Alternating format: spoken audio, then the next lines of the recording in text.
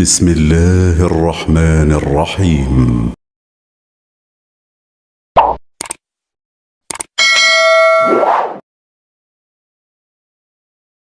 warahmatullahi wabarakatuh.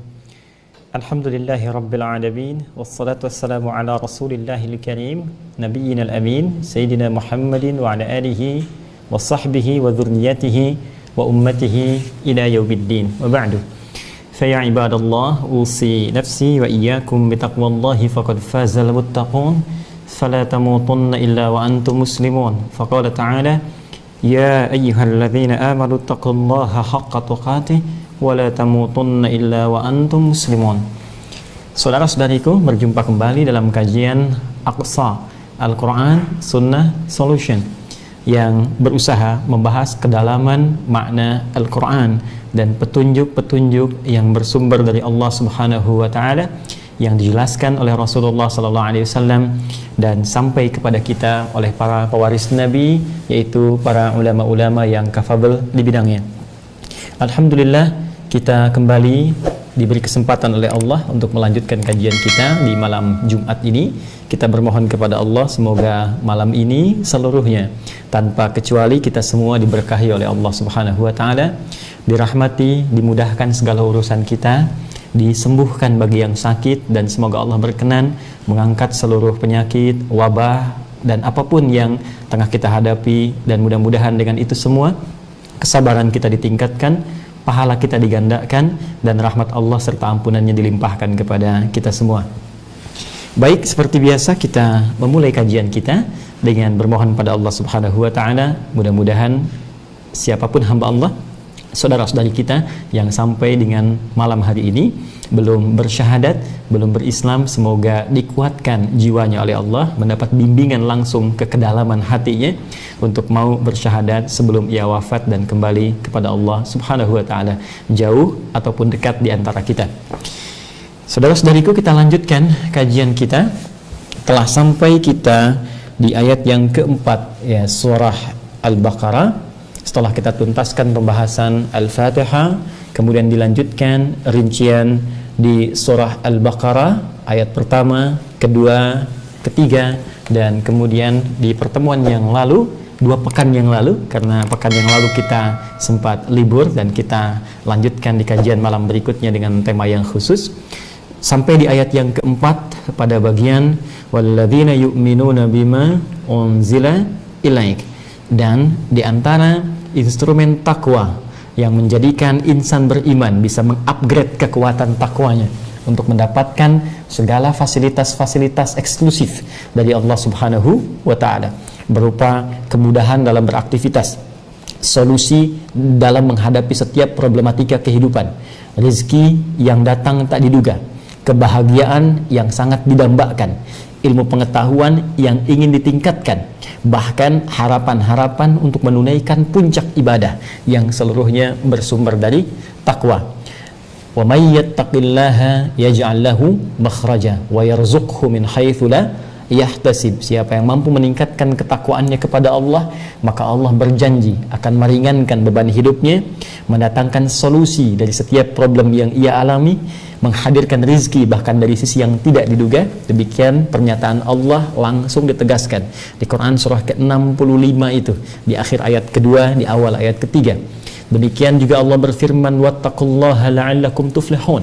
Bertakwalah kalian kepada Allah supaya hidup kalian bahagia. Itu ada di Quran surah kedua Al-Baqarah di akhir ayat 189. Demikian Allah menegaskan di akhir ayat 282 surah Al-Baqarah itu, wattaqullaha wa yu'allimukumullah. Tingkatkan takwamu kepada Allah, dan dengan itu Allah akan memberikan tambahan-tambahan pengetahuan. Pun demikian di musim haji, setiap orang menginginkan untuk berangkat menunaikan ibadah haji. Maka jika Anda ingin berbekal sebagai persiapan, Allah memberikan isyarat, satu kedalaman, bekal terbaik di antara sekian banyak orang menyiapkan materi. Kata Allah, ada cara yang lebih cepat, yaitu menyiapkan takwa. Quran surah kedua ayat 197. Al-hajju ashhurum ma'lumat, faman farada fihinna al-hajja fala rafatha wala fusuqa wala jidala fil hajj wa ma taf'alu min khairi ya'lamhu Allah wa tazawwadu fa inna khairaz zadi taqwa. Jadi takwa esensi segala kemuliaan. Takwa adalah sumber segala kebahagiaan. Takwa ialah puncak dari setiap capaian-capaian kebaikan. Jika seorang hamba bertanya bagaimana caranya meningkatkan takwa, maka aneka pertemuan yang lalu telah kita uraikan dengan sangat detail bagaimana Allah memberikan jalan berupa petunjuk yang sangat tegas dan jelas. Alladzina yu'minuna bil ghaib. Instrumen pertama adalah mantapkan amalan hati kita untuk beriman yakin tanpa ragu kepada Allah walaupun tak nampak dalam pandangan kita saat hidup di bumi ini. Kemudian lanjutkan wa yuqimunas shalah. Lalu upgrade amalan hati ini dengan dibuktikan melalui amalan fisik. Tunaikan salat, dekati Allah ya melalui salat. Karena itu, orang-orang yang menunaikan salat dijanjikan oleh Allah mendapatkan solusi-solusi kemuliaan hidup. Seperti pernah kami uraikan di pertemuan yang lalu. Salat membuat seseorang jadi lebih baik. Quran surah ke-29 ayat 45. Terbebas dari dua sumber keburukan yaitu fahsya dan mungkar. Salat menghadirkan ketenangan dalam jiwa. Ya, Quran surah ke-13 ayat 28 ditafsir dengan Quran surah ke-20 ayat ke-14. Salat juga dapat mempercepat pengabulan doa seperti Nabi Zakaria bermohon dalam salatnya dan dikabulkan seketika. Quran surah ketiga di ayat 38 sampai 39. Demikian selanjutnya. Lalu upgrade lagi ya, setelah amalan hati, amalan fisik, upgrade amalan harta. Ya, dengan pahala yang berlipat luar biasa sampai minimal 700 kali lipat itu seperti disampaikan langsung oleh Allah di Quran surah kedua ayat 261. Dan untuk menunaikan ini semua baik amalan hati, amalan fisik, juga amalan harta, kita butuh petunjuk yang dengan petunjuk itu mendapatkan detailnya, mendapatkan keterangannya. Jadi bukan sekedar detail disampaikan, tapi juga tahapan-tahapan amalannya diuraikan. Ini yang harus kamu kerjakan, ini kurikulumnya. Kalau ada sholat, ini jenis-jenis sholatnya. Lalu manfaatnya apa? Ini disebutkan langsung oleh Allah. Yang sholat fardu, manfaatnya demikian. Yang sholat sunnah dari sholat malam sampai ke siang, itu dijelaskan bahkan sampai faidahnya, sampai keistimewaannya. Ini tahajud, keistimewaannya seperti ini. Ini sholat syuruk, keistimewaannya seperti ini. Ini menu sholat duha, keistimewaannya seperti ini. Demikian juga dengan kaidah amalan harta.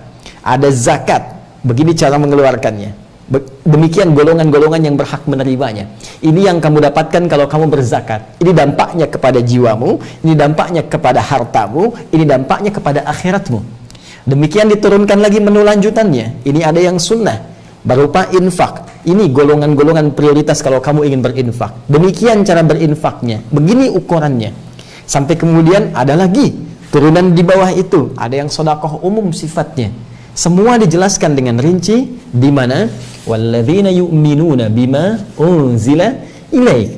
Ya, pada bagian keempat Allah memberikan statement yang sangat jelas, dan orang-orang yang ingin mengupgrade ketakwaannya itu, maka mereka yakin tanpa ragu untuk mengamalkan seluruh petunjuk Allah yang diturunkan kepadamu, duhai Muhammad sallallahu alaihi wasallam. Kita berhenti di pembahasan ini pada pertemuan yang lalu. Segala yang diturunkan pada Rasulullah kita yakini, kita pahami. Yakin itu artinya bukan sekedar mengimani iya, namun iman butuh pembuktian. Iman butuh action langkah kita yang membuktikan keimanan kita itu ditunjukkan lewat amal. Amal ini yang menjadikan kita mengkaji semua yang diturunkan oleh Allah kepada Rasulullah berupa petunjuk. Ada Al-Quran. Kalau kita iman kepada Al-Quran, bukan sekedar diiyakan, ini kitab bersumber dari Allah Subhanahu wa Ta'ala, wahyu disampaikan pada Rasulullah, tidak cukup sampai di situ. Ya, buktikan keimanan itu dengan berinteraksi bersama Al-Quran. Buka, baca, belajar cara membacanya, supaya Anda dengan pelajaran itu bisa memahami isinya.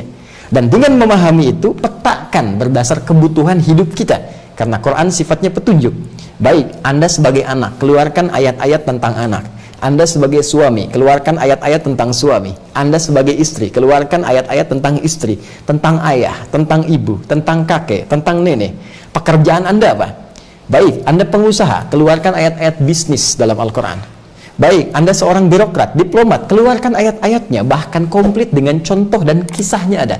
Dari kalangan nabi sampai orang-orang soleh, dari yang paling baik sampai yang paling buruk, dari yang banyak beramal soleh, ya, seperti para nabi Musa, Harun, Zakaria, Yahya, sampai puncaknya Nabi Muhammad SAW, sampai yang beramal salah, dari provokator yang luar biasa, ya, baik semisal contoh misalnya Abu Lahab juga dengan istrinya, ada Abu Jahal, sampai ke titik orang yang paling membangkang dan mengaku Tuhan seperti Firaun dan bala tentara serta koleganya. Contohnya lengkap semuanya. Hadirkan petunjuknya, kemudian baca penjelasannya, uraiannya, supaya tidak kita tafsirkan sendiri. Maka uraian dari itu nampak lewat petunjuk as-sunnah, dari hadis-hadis Nabi SAW yang telah diklasifikasikan oleh para ulama kita yang kami jelaskan di pertemuan yang lalu. Keluarkan berdasar kebutuhan. Jika Anda ingin kebutuhan yang kompleks, cari kitab Al-Jami'. Saya tunjukkan kemarin seperti Sahih Al-Bukhari, Sahih Muslim. Ingin masuk ke dalam tatanan fiqih, ya, ambil kitab Sunan. Baik, Sunan Abu Daud, Sunan At-Tirmidzi, Sunan An-Nasai. Anda ingin belajar tentang rumusan dari sahabat-sahabat Nabi. Saya ingin seperti Sayyidah Aisyah bagi yang perempuan. Saya ingin seperti Ibnu Abbas bagi anak-anak yang mau belajar. Cari kitab Musnad, ya, Musnad seperti Musnadnya Imam Ahmad misalnya. Keluarkan rawinya, pelajari di situ. Demikian cara kita belajar dengan mengumpulkan semua itu yang bersumber dari kitab-kitab yang dituliskan oleh para ulama sampai kepada kita dan dijelaskan oleh para ulama-ulama kita yang tersambung sanad keilmuannya sampai kalau ditelusuri bersumber pada Rasulullah Sallallahu Alaihi Wasallam. Itulah semua yang diturunkan pada Rasulullah, baik Al-Quran, baik juga hadis yang menjadi, ya, pedoman kehidupan sehingga disebut dengan sunnah, jalan hidup itu. Karena itu hanya di Islam, saya tegaskan sekali lagi, ya, hanya di Islam Anda temukan pedoman beraktivitas dari mulai bangun tidur sampai dengan tidur lagi, dari masalah yang sederhana sampai yang kompleks. Coba Anda bayangkan, dari masalah bangun tidur itu kan sederhana, tapi karena dia punya nilai di sisi Allah, diberi petunjuk. Kalau nggak ada nilainya mungkin diabaikan. Di Islam semua punya nilai. Di Islam waktu dihargai, sedetik pun mesti punya nilai. Ya, setiap waktu yang kita gunakan untuk beraktivitas disebut asr namanya. Al-waqtul ladzi yu'asiruna fahuwa asrun. Ya, waktu yang kita gunakan untuk beraktivitas yang kita hadapi itu asar. Itu punya nilai. Setiap detiknya, setiap momentumnya. Pagi, siang, sore, malam itu asrun. Sekarang pun asrun. Kata Al-Qur'an itu berharga, ya. Waktu sangat berharga. Saking berharganya jangan sampai nggak punya nilai. Karena itu orang-orang yang mengabaikan waktu sehingga tidak punya aktivitas yang baik dengan waktu itu disebut rugi oleh Al-Quran. Bahkan turun satu surah khusus untuk menyinggung itu semua. Quran surah ke-103. Wal 'asr. Ya, aku bersumpah kata Allah demi modal waktu yang diberikan pada manusia untuk beraktivitas. Manusia yang menjalani aktivitas, nama spesifiknya dalam bahasa Arab yang kemudian bahkan dijadikan diksi dalam Al-Quran bernama Al-Insan. Masih ingat? Dalam kajian dulu yang pernah saya terangkan, ya, Sitama, ada Bashar, ada Ins, ada Insan, ada Annas, ada Bani Adam. Insan disebutkan oleh Al-Quran untuk menunjuk totalitas aktivitas manusia. Innal insana lafi khusr. Sungguh setiap manusia yang beraktivitas itu memanfaatkan waktu dari bangun tidur sampai tidur lagi, ada yang berpotensi rugi karena tak mampu memanfaatkan waktu dengan baik. Illalladzina amanu wa amilus salihat, kecuali orang-orang yang beriman karena yakin kepada Allah, dia lihat petunjuk Allah, dari petunjuk itu dia tenun sebagai pedoman untuk mencari aktivitas yang baik yang disukai oleh Allah Subhanahu wa taala. Aktivitas baik yang disukai oleh Allah disebut dengan apa? Amal saleh. Jadi itulah Al-Quran, itulah Al-Hadis, Sunnah, jalan hidup, kemudian didasari dengan pengetahuan dan hikmah berupa akhlak. Itu yang kita ikuti. Sebelum kita masuk pada bagian lanjutannya, sekarang kita cek dulu sampai dengan malam ini berapa dari tuntunan ini yang sudah bisa kita maksimalkan. Minimal kita keluarkan 4, ya. Al-Quran, ayo, hari ini sudah berapa ayat kita mengaji, ya. Kami sudah riset, berusaha menjadikan pribadi kita Qurani sampai kita hadirkan Mushaf At-Taisir itu yang sudah mulai dibagikan. Kita bikin programnya sehingga kita bisa belajar dengan baik dari bacaan, hafalan sampai nanti ke pendalaman tafsirnya dengan izin Allah Subhanahu wa taala. Tapi sederhana, sampai malam ini, tadi saja dari bangun sampai sekarang berapa ayat yang sudah dibaca? Ya. Sudahkah kita mengeluarkan kurikulum hidup dari Al-Quran sesuai dengan apa yang sedang kita lakukan dan rencana-rencana kehidupan kita? Ya, hadisnya, sunnahnya, berapa banyak yang sudah kita keluarkan untuk disandingkan dengan Al-Quran sebagai program kehidupan kita? Ini surat tentang rumah tangga, apa hadisnya? Ya, apa capaiannya sampai dengan hari ini? 2 pekan kita dari pengajian yang lalu, sampai 2 pekan ini berapa yang sudah dikeluarkan? Awas, hati-hati. Jangan-jangan ilmunya baru sampai kepada dengar, simpan, tapi belum menjadi amal. Kita teruskan supaya bisa berfaedah dan membawa manfaat dalam kehidupan kita. Belajar, pasti, insya Allah dapat pahala sepanjang ikhlas diniatkan karena Allah. Tapi diamalkan, menambah pahala lagi, sehingga keberkahannya terbawa sampai kita kembali kepada Allah Subhanahu wa ta'ala. Baik, Quran, hadis. Al-Quran bisa dihafal, hadis tidak menuntut hafalan. Jadi hadis itu lebih pemahaman. Karena itu satu riwayat dari Nabi bisa diriwayatkan sampai ke kita menjadi puluhan, ya, puluhan bentuk kalimat walaupun substansinya sama. Ya, kalimat itu bisa beda-beda, redaksinya bisa A, bisa B, bisa C, tapi substansinya bisa serupa, ya, bisa sama. Itu hadis, karena hadis tidak menuntut hafalan lafaz tapi pemahaman. Sepanjang kita paham boleh diriwayatkan dengan makna. Al-Quran tidak, lafaz dan makna. Baik, lanjut yang ketiga, evaluasi ketiga, pengetahuan. Sampai dengan hari ini, berapa banyak kita mengamalkan petunjuk Al-Quran untuk menambah wawasan kita? Ayo, hari ini berapa jam, berapa kali Anda baca? Apa capaian yang ingin ditambah? Pengetahuan apa yang sedang kita kembangkan? Wawasan apa yang sedang kita luaskan? Ya, tidakkah Anda lihat di Al-Quran banyak ayat memotivasi kita untuk banyak menambah pengetahuan? Wahyu pertama, Iqra, bacalah. Berapa banyak Anda baca sampai saat ini? Apa yang Anda baca? Manfaat apa yang Anda dapatkan? Koleksi buku-buku. Ya, datang ke toko buku, bawa. Apa yang sedang Anda kerjakan? Riset. Ya, di Quran banyak petunjuk tentang riset. Nadhara itu riset. Lihat, perhatikan, analisis.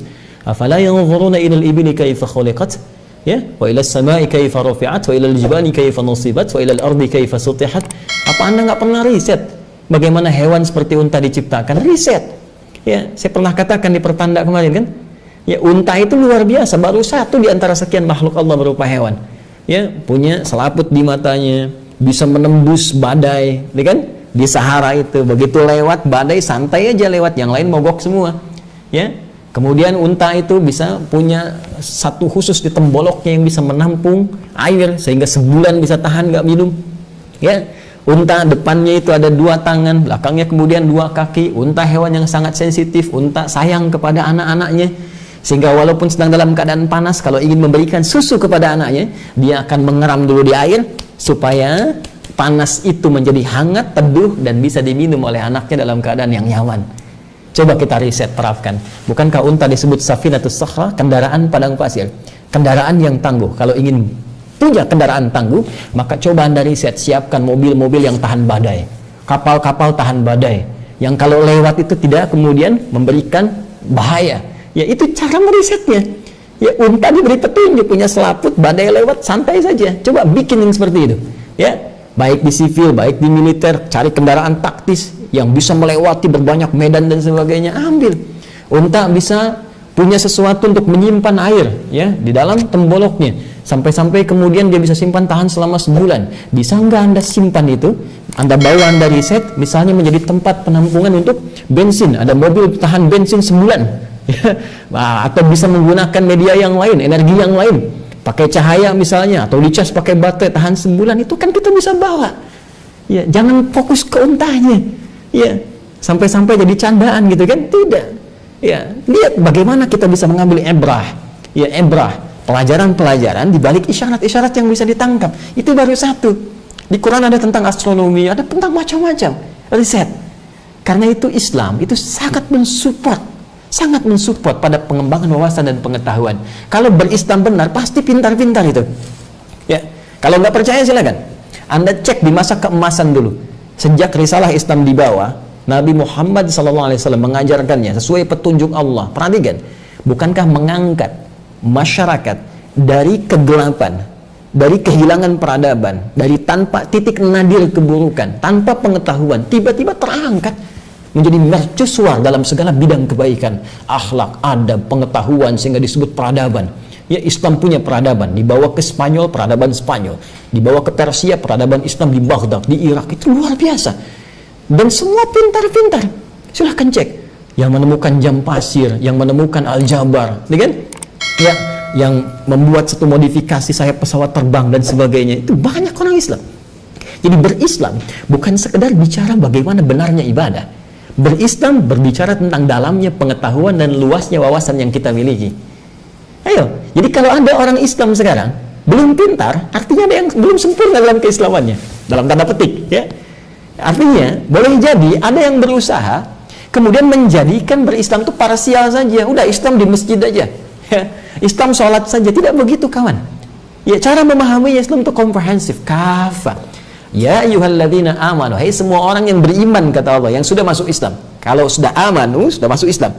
Udkhulu fis-silmi kafah. Kalau sudah masuk Islam, maka nilai-nilai keislaman itu praktekkan secara total sesuai kemampuan kita. Itu Al-Baqarah ayat 208. Jadi bukan cuma sholatnya khusyuk kita pikirkan, tapi bagaimana fokus dalam pelajaran kita maksimalkan. Riset. Hei anak-anakku, adik-adikku, teman-teman, saudara-saudariku yang belajar dari mulai tingkat yang rendah, ya, dari tatanan paling dasar di SD atau TK sebelumnya, SD sampai dengan ke atasnya SMP, SMA, apalagi di perkuliahan. Ayo serius kalau Anda muslim, ya, yang benar belajarnya, fokus. Bahkan di Quran itu ayat-ayat belajar disebutkan dengan pemahaman, bukan sekedar tahu, ya. Silahkan kalau Anda mau cek misalnya semua kalimat-kalimat belajar yang dikontekskan dengan konsepsi agama, ad-din, itu menggunakan kata fiqh. Quran surah ke-9 ayat 122. Wa ma kanal mu'minuna liyanfiru kaffah falawla nafara min kulli firqatin minhum ta'ifah liyatafaqahu fid din. Ya, tidaklah semua orang beriman itu, kata Allah, berjuang semua ke medan perang jika ada tuntutannya. Mesti ada sebagian mereka yang fokus mendalami pengetahuan, ya, untuk mensupport kepentingan agamanya demi memberikan nilai kemaslahatan dalam kehidupan dunia dan akhiratnya. Yang paling menarik ketika akan mendalami pengetahuan itu, kalimatnya menggunakan turunan kata fiqh. Tafaqqaha yatafaqqahu, artinya berusaha untuk paham. Jadi pelajar muslim itu tidak disukai oleh Al-Quran hanya sekedar baca, tahu, tidak, pahami. Ya, Anda belajar fisika bukan cuma dihafal rumus-rumusnya. S sama dengan V kali T, mencari VS dibagi T, mencari TS dibagi V, hanya untuk mengetahui hukum jarak, kecepatan, dan waktu. Tidak, harus pahami kenapa jadi begini, dari mana T ini, kenapa V ini, kenapa S begini, lalu terapkan pada hukum agama. Ya, bagaimana menerapkannya? Hukum jamak, hukum qasar. Ya, berapa jarak yang bisa dikosar? Baik, di atas 82 km. 82 km, kalau kecepatannya ditambah, V-nya ditambah, waktunya kan jadi berkurang. Nyampainya lebih cepat, apakah pantas masih di Jawa? Tuh. Jadi seperti itu cara berpikirnya. Buah kulah itu volumenya berapa sih? Berapa banyak? Anda musim haji mau ngikot gelombang kedua. Baik, ada yang mengatakan ngikotnya di atas pesawat. Sekarang kecepatan pesawat berapa? 800 km, 850 km per jam. Kebayang? Ya, baru Anda bis kemudian langsung lewat. Ya, bertemu nggak? Ya, antara tempat dengan waktunya. Itu solusinya bagaimana? Ini kan perlu kita renungan. Kalau tidak baca, sulit kita menerapkan kaidah itu, bahkan dalam konteks kehidupan beragama. Maka saya sangat punya keyakinan, passion apapun, Anda arsitek, Anda fisikawan, Anda astronom, Anda ahli matematik, matematikawan, Anda seorang ahli kimia, Anda seorang ahli apapun, kalau benar muslim, pasti akan jadi seorang yang hebat di bidangnya. Karena Islam yang Anda peluk mengarahkan kepada nilai-nilai kemuliaan yang tinggi. Jelas. Tapi yang paling dahsyat, belum tuntas sempurna keislaman seseorang hanya pada aspek yang ketiga ini. Bahkan kalau dia hafal Quran, hafal hadis, tahu ayatnya, tahu hadisnya, diterapkan jadi ahli matematika juga, ahli fisika juga, hebat nih tiga. Belum ada yang keempat, belum sempurna. Apa itu? Akhlak. Akhlak. Bahkan saking pentingnya ini, ya, saya pernah katakan, Nabi Ibrahim berdoa dan Nabi Ismail alaihi wassalam, keduanya berdoa kepada Allah supaya nanti Rasulullah SAW, Nabi Muhammad SAW yang diutus dari kalangan orang-orang Mekah, beliau menyebutnya mohon utus seorang Rasul spesial yang lahir dekat Ka'bah ini. Tidak ada Rasul yang lahir dekat Ka'bah kecuali Rasulullah Muhammad SAW. Quran surah kedua ayat 129. Rabbana wa ba'ath fihim rasulan minhum. Ya Allah, mohon nanti utus seorang rasul dari kalangan mereka sekitaran masyarakat yang nanti beraktivitas dekat Ka'bah ini. dekat Ka'bah. Karena Ka'bah itu mulia, maka Rasul yang lahir pun termulia. Karena Rasulnya istimewa, maka mohon ya Allah, lahirkan dia, tetapkan tempat lahirnya di tempat yang paling istimewa. Tempat paling istimewa Ka'bah, rumah pertama yang dibangunkan untuk manusia. Quran surah ketiga ayat 96 sampai 97 itu. Inna awwala baitin wudi'a lin-nasi lalladzi bi Bakkata mubaraka. Sungguh rumah pertama yang dibangunkan untuk manusia yang berada di area Mekkah yang diberkahi itu. Siapa? Rasulullah Muhammad sallallahu alaihi wasallam. Yatslu alaihim ayatika wa yu'allimuhumul kitaba wal hikmah wa yuzakkihim.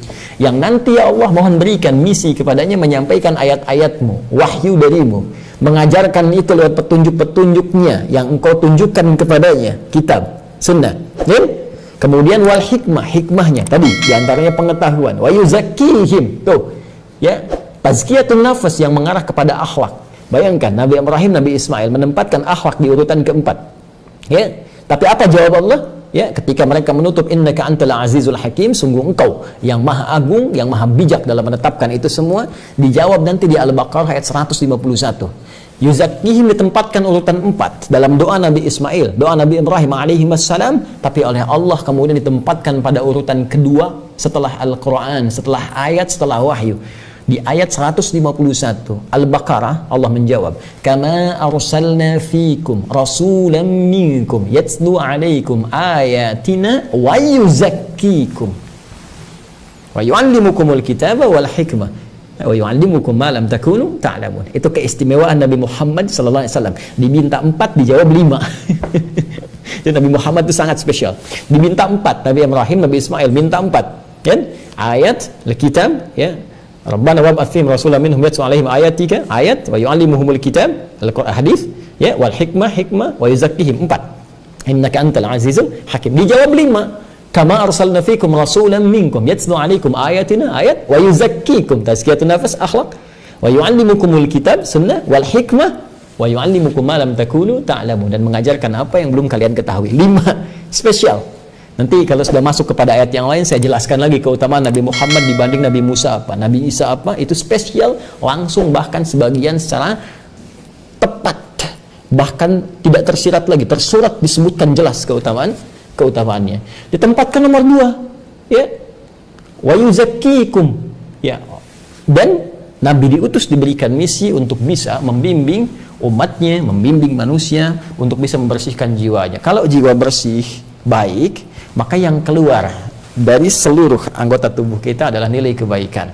Ya, hatinya bersih, maka dari hati ini masuk ke mata pandangan bersih, masuk ke telinga pendengaran bersih, masuk ke mulut kata-kata bersih. Ini kuncinya di sini, di hati, di jiwa.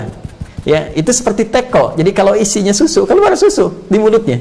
Ya, kalau isinya kopi, ya keluar hitam. Demikian kalau isinya pulsa hatinya ini baik, yang keluar baik. Tapi kalau pulsa hatinya buruk, yang keluar itu ya komunikasi yang buruk. Ya, dari seluruh anggota tubuhnya. Karena itu akhlak punya peranan yang penting. Awas, hati-hati. Hati-hati. Anda sukses dengan pengetahuan Anda sukses dengan harta Anda sukses dengan kedudukan Anda, tapi tak punya akhlak, bisa rendah kedudukan kita di hadapan Allah Subhanahu wa taala. Ya, terlampau banyak kata-kata bijak disusun untuk menunjukkan ketinggian akhlak. Ya, runduk seperti padi, semakin berilmu semakin tunduk dan sebagainya. Tapi Al-Quran hanya punya satu kosakata untuk menunjukkan itu. Apakah sampai dengan malam ini akhlak kita sudah kita koreksi? Bagaimana hubungan dengan orang tua? Jangan-jangan ikut taklim bagus, tapi dengan orang tua ada masalah yang belum tuntas. Hubungan di keluarga dengan pasangan hidup, suami dengan istri, istri dengan suami, dengan anak-anak, demikian selanjutnya. Dan yang paling penting, hubungan kita dengan Allah Subhanahu wa ta'ala. Hubungan dengan manusia ada masalah, kita mesti cari jalan keluar, banyak jalannya. Dengan Allah bermasalah, Anda mau lari kemana? Jelas ya? Nah, kalau sudah jelas, ini mohon izin saya sedikit perpanjang mukaddimahnya, karena nanti sampai di sini, ini pokok utama yang menjadi titik awal, ya, landasan aktivitas kita dalam menjadikan semua yang Allah telah tetapkan tadi, 4 poin tadi sebagai landasan kehidupan yang benar. Selanjutnya, mari kita lihat bagaimana Allah memberikan satu informasi yang sangat dalam, wawasan yang sangat luas, yang membuat kita semakin tampak elegan dalam menjalani kehidupan dunia dan penuh kepercayaan penuh kebahagiaan saat pulang kembali kepada Allah Subhanahu wa taala. Kita teruskan ayatnya. Saya baca kembali ayat 4. Walladzina yu'minuna bima unzila ilaik, dan orang-orang yang ingin mengupgrade instrumen takwanya itu, yaitu orang-orang yang mampu mewujudkan keyakinan paripurnanya terhadap semua apa yang diturunkan oleh Allah kepadamu Muhammad sallallahu alaihi wasallam, dan mengamalkan isinya baik berupa Al-Qur'an, As-Sunnah, Al-Hikmah ataupun akhlak. Kemudian wama unzila min qablik wa bil akhirati hum yuqinun, dan segala yang telah diturunkan kepada rasul-rasul sebelummu, ya. Jadi ini nanti ada yang diwakili menggunakan kata min qablik, min qablnya sebelum, ka-nya engkau, ini menunjuk kepada rasul, ya. Dia ada kalimat yang ini dalam gramatikal bahasa Arab, ya, dihilangkan kalimat ini untuk meringkas, untuk memudahkan, ya. Jadi ini uslub, gaya bahasa, ya, bahasa yang tinggi dalam bahasa Arab, sehingga tidak harus mencantumkan kalimat-kalimat yang panjang di sini. Wa ma unzila min qablik, dan semua yang diturunkan, ya, kitab-kitab yang diturunkan kepada rasul-rasul sebelum, wa bil akhirati hum yuqinun, dan terhadap segala keterangan yang berlaku di akhirat, tentang akhirat, berupa surga, berupa neraka, berupa janji Allah, berupa hisab, berupa segala ketetapan Allah Subhanahu wa taala, mereka meyakininya tanpa ragu. Pertanyaan, kenapa Allah tidak cukupkan saja pada kalimat walladzina yu'minuna bima unzila ilaik? Dan orang yang mengupgrade takwa itu adalah orang-orang yang meyakini secara sempurna dan mengamalkan segala yang diturunkan kepada Muhammad. Cukup. Ya. Kenapa ada kalimat wa ma unzila min qablik, dan segala yang diturunkan, meyakini segala yang diturunkan kepada rasul-rasul sebelum engkau. Saya tuliskan dulu, ya, supaya kita memahami dengan baik. Lihat sini. Bismillah. Ini walladzina yu'minuna, kan, bima unzila ilaik, ya, unzila ilaik, walladzina yu'minuna bima unzila ilaik, ya. Kenapa tidak dicukupkan sampai sini? Ya, padahal inti dari semua pedoman yang menjadi acuan dasar aktivitas kita di dunia sampai kembali kepada Allah, itu kan petunjuknya sampai sini, yang sempurna, kan? Jadi semua yang diwahyukan pada Nabi Muhammad SAW, bukankah itu semua adalah penyempurna wahyu-wahyu yang pernah disampaikan kepada seluruh Nabi dan Rasul sebelum Rasulullah SAW? Kan? Sampai di sini pun, kalau hanya dijadikan sebagai pedoman beraktivitas untuk menerapkan tuntunan agama dalam konteks beribadah kepada Allah, tuntas. Yang paling menarik, apa hikmah di balik firman Allah? Kita teruskan. Wa ma unzila min qablik. Min qablik. Dan juga meyakini, mengimani semua. Di sini isim mausulnya menunjuk kepada benda, sifatnya holistik, luas, komprehensif, tanpa batas. Semua, ya, segala petunjuk yang pernah diturunkan, diwahyukan, ya, min qablik, pada rasul-rasul sebelum engkau Muhammad sallallahu alaihi wasallam. Di sini kita punya 3 bahasan dasar utama. 1, mengapa hadir keterangan ini, atau lebih tepatnya apa hikmah, ya. Kalau mengapa hadir, karena Allah berfirman, selesai jawabannya, gitu kan. Tapi kalau kita berkata apa hikmah dari firman Allah, gitu kan, Allah ini yang dimaksudkan, hikmahnya apa? Padahal tadi sampai sini pun kita bisa merasa cukup untuk mengamalkan karena jelas petunjuknya. Mengapa ini penting hadir? Kedua, apakah semua yang diwahyukan kepada nabi-nabi sebelumnya memiliki hukum yang sama dengan yang diwahyukan pada Nabi Muhammad SAW? Ya, perhatikan baik-baik. Semua yang diwahyukan pada Nabi Muhammad, baik berupa Al-Quran sebagai firman Allah Subhanahu wa Ta'ala, As-Sunnah, kumpulan hadis-hadis Nabi yang menjelaskan isi Al-Quran, hikmah, ya, baik berupa pengetahuan, ilmu, ataupun juga akhlak. Ini memiliki hukum, perhatikan baik-baik, hukum iman yang kemudian dibuktikan, dipraktekkan lewat amal, ya, amal saleh. Jadi ketika ada instruksi dalam Al-Quran, wa aqimus sholat, tunaikan sholat, dijelaskan oleh As-Sunnah, begini cara sholatnya, lalu diterangkan hikmahnya. Dengan sholat itu pengetahuan menjadi luas, akhlak kita muncul, terbebas dari perbuatan keji dan mungkar, hati tentram, iman kita lalu diamalkan petunjuk sholat ini. Jadi beriman kepada apa yang diturunkan pada Rasulullah SAW dari semua ini menuntut bukan sekedar yakin tapi amal. Sekarang pertanyaannya, apakah semua yang diturunkan kepada Rasul-Rasul sebelum Nabi Muhammad SAW memiliki hukum yang sama?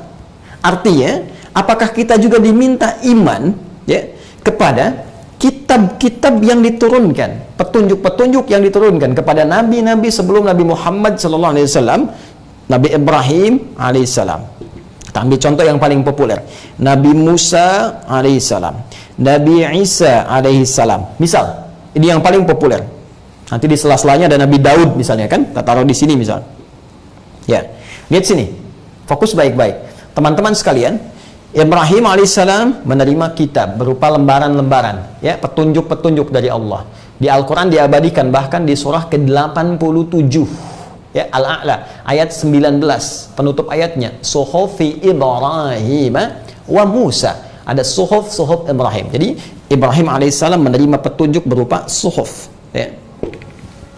Baik, Nabi Musa demikian, Nabi Daud demikian, Nabi Isa demikian. Apa kitab-kitab mereka?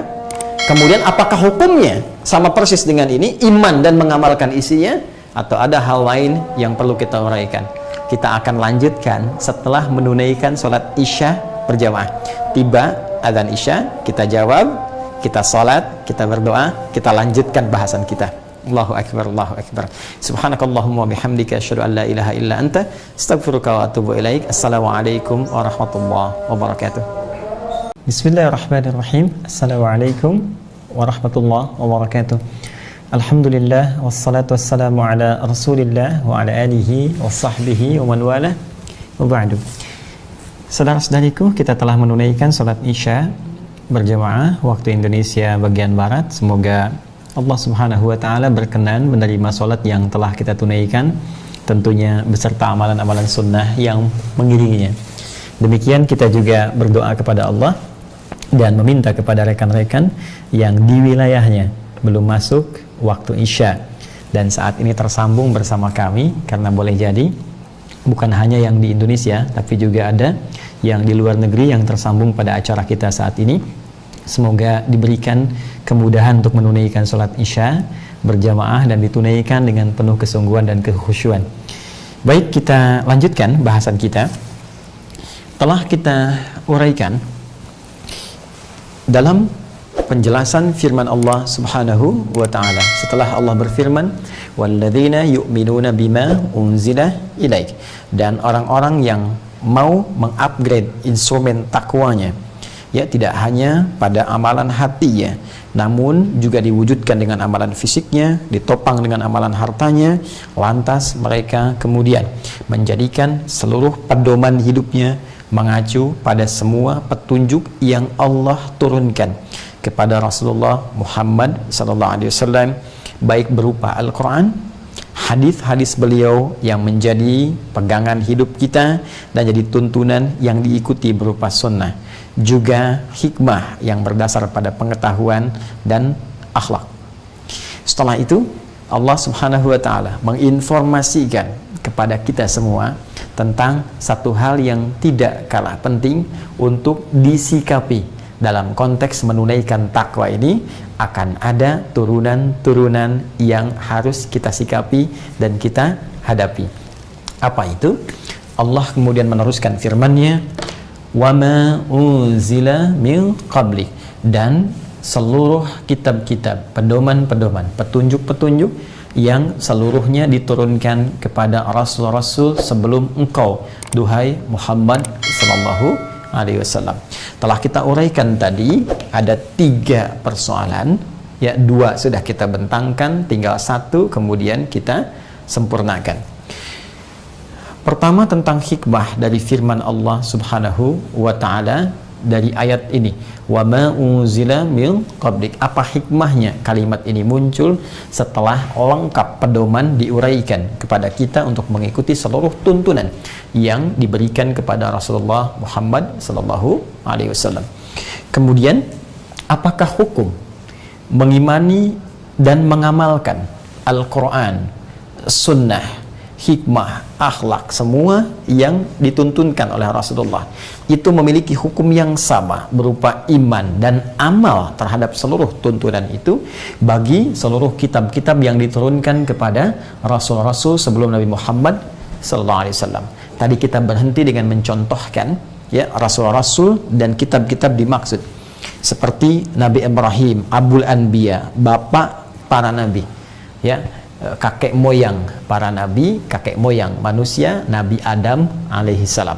Karena itu seluruh manusia ya sampai dengan berakhir itu setelah Adam alaihi salam disebut Bani Adam, sehingga Nabi Adam memiliki gelar Abul Bashar, ya bapak seluruh manusia. Nabi Ibrahim alaihi salam, anak keturunannya bahkan dari 2 istri beliau yang mulia, Sayyidah Sarah, Sayyidah Hajar alaihi wassalam, menurunkan generasi kenabian ya dari Sayyidah kemudian Hajar turun Nabi Ismail alaihi salam sampai ke Nabi Muhammad SAW puncaknya.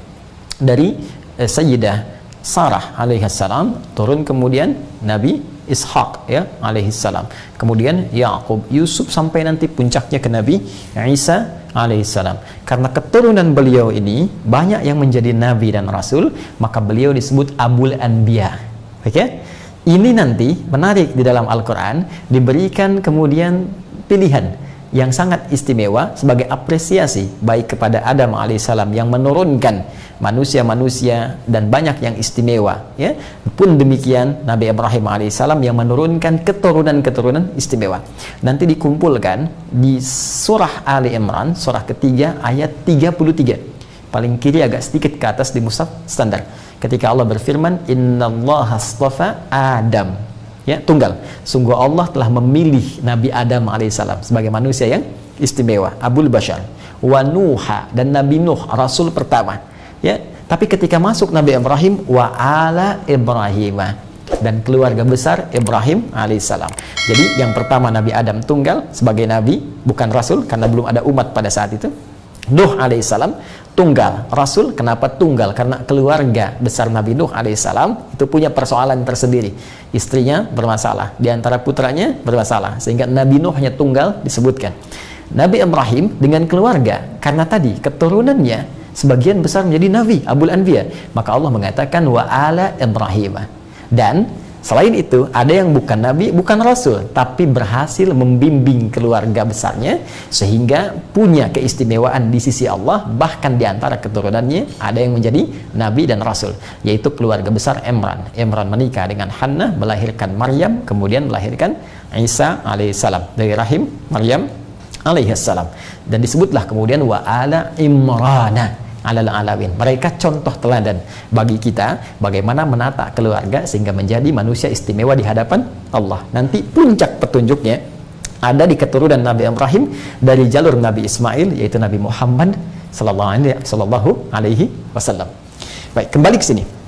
Nabi Ibrahim mendapat petunjuk dari Allah berupa suhuf. Dalilnya ditemukan di Al-Qur'an surah ke-87 ya, Al-A'la ayat 19.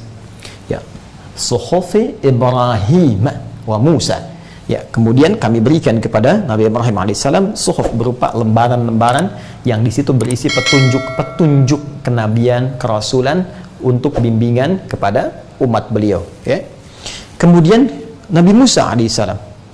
Ya, suhuf Ibrahim wa Musa. Nabi Musa pun diberikan oleh Allah petunjuk-petunjuk ya berupa suhuf-suhuf yang bisa disatukan sehingga menjadi bacaan tersendiri berupa instruksi-instruksi, perintah-perintah dari Allah Subhanahu wa taala. Ini penekanannya bahkan langsung disebutkan oleh Allah misalnya di Quran surah ke-17. Ya. Quran surah ke-17 ayat kedua. Wa ataina Musal kitaba wa ja'alnahu hudal li bani Israel, dan kami berikan kepada Musa alaihissalam alkitab, petunjuk ya, pedoman yang dispesifikasikan khusus untuk umatnya dari kalangan Bani Israel. Jadi hanya Bani Israel saja, spesifik, regional, ada di region itu saja, tidak keluar. Baik, nama kitabnya apa? Kita temukan di Quran misalnya surah ketiga Ali Imran ayat yang ketiga. Nazzala 'alaikal kitaba bil haqq musaddiqan lima baina yadayhi wa anzalat taurata wal injil. Taurat ya disebut dengan apa? Taurat. Nabi Musa alaihissalam punya kitab namanya Taurat. Baik. Artinya ajaran, petunjuk, hukum, syariat ya, Taurat. Nabi Daud alaihissalam ya punya kitab sangat populer ya, Zabur, masih ingat ya? Kitab beliau Zabur. Di Al-Quran apakah ada Ustaz? Ada ya. Kita cek misalnya di akhir ayat 163 surah keempat An-Nisa, surah keempat akhir ayat 163 ya, Allah berfirman wa ataina Dauda Zabura ya, kemudian kami berikan kepada Daud alaihissalam kitab Zabura. Nabi Isa alaihissalam diberi kitab ya oleh Allah Subhanahu wa taala. Bahkan Nabi Isa pun diabadikan oleh Al-Quran mendeklarasikan beliau hamba dengan izin Allah. Itu mukjizat sebagai penunjuk kerasulannya, sebagai tanda kenabiannya. Qala, langsung bayi itu menjawab, inni Abdullah, aku adalah hamba Allah. Ataniyal kitaba wa ja'alani nabiyya. Allah memberikan aku alkitab, petunjuk ya, yang dengan petunjuk itu nanti akan membimbing umatku ya, umat Nabi Isa alaihissalam dari kalangan Bani Israel. Jadi kelompoknya terbatas juga, kalangan Bani Israel. Wa ja'alani nabiyya, dan menjadikan aku seorang nabi. Kitabnya itu disebut dengan apa? Injil. Tadi disandingkan dengan Taurat di Quran surah ketiga Ali Imran ayat ke-3 ya, musaddiqan lima baina yadayhi wa anzalat taurata wal injil. Jadi di sini ada Injil. Baik, jadi kita temukan teman-teman sekalian, ada suhuf Ibrahim, ada Nabi Musa punya Taurat, Nabi Daud punya Zabur, Nabi Isa alaihissalam punya Injil. Persoalannya, apakah semua kitab-kitab ini yang diturunkan kepada nabi-nabi mulia ini sebelum Nabi Muhammad SAW dengan keterangan firman Allah dimaksud ini, apakah semuanya memiliki hukum yang sama terhadap kita dengan Al-Quran? Ya, terhadap iman kita dengan Al-Quran, yaitu beriman dan mengamalkannya, atau punya hukum yang berbeda, kan? Ya, nanti kita akan bahas. Ya, dan persoalan ketiga adalah terkait persoalan sikap, ya, yang harus ditempuh setiap Muslim terkait dengan isi dan penganut kitab-kitab ini jika memang masih ditemukan di muka bumi. Seperti apa sikapnya? Ya, seperti apa kemudian Al-Quran memberikan pandangan, dan di situ nanti kita akan lihat keindahannya. Yuk kita mulai. Bismillah. Sabar ya. Jadi kita di sini mulai inti bahasannya. Mohon izin saya menghapus ini dulu. Bismillah. Baik, pelan-pelan tarik nafas dulu. Ambil mushaf nanti untuk mencocokkan apa yang kita bahas, teman-teman sekalian. Baik, satu-satu. Apa hikmah dari firman Allah wa ma unzila min qablik, dan juga pada seluruh kitab-kitab yang telah diturunkan kepada rasul-rasul sebelum engkau Muhammad sallallahu alaihi wasallam. Saya ingin berikan gambaran dulu teman-teman sekalian supaya paham maksud dengan ayat ini.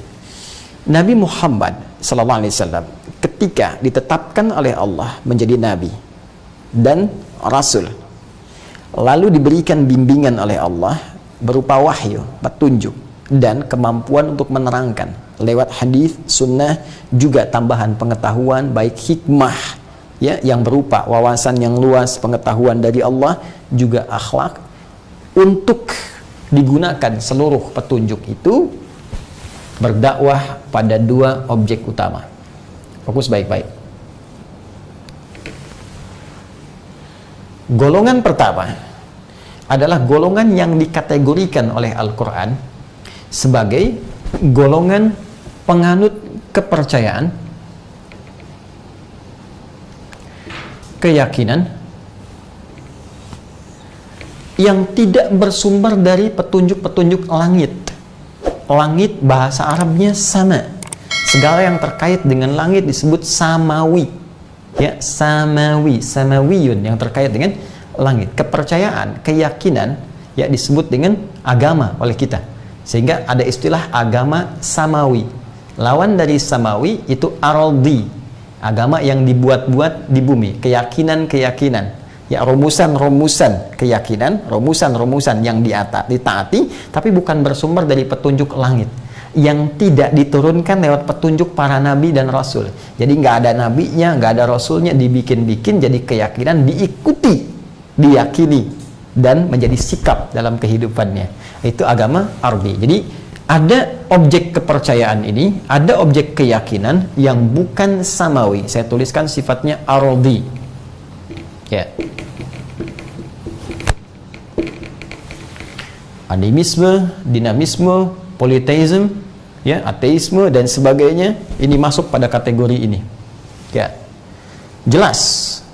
Redaksinya di Al-Quran itu diungkapkan dengan dua diksi utama.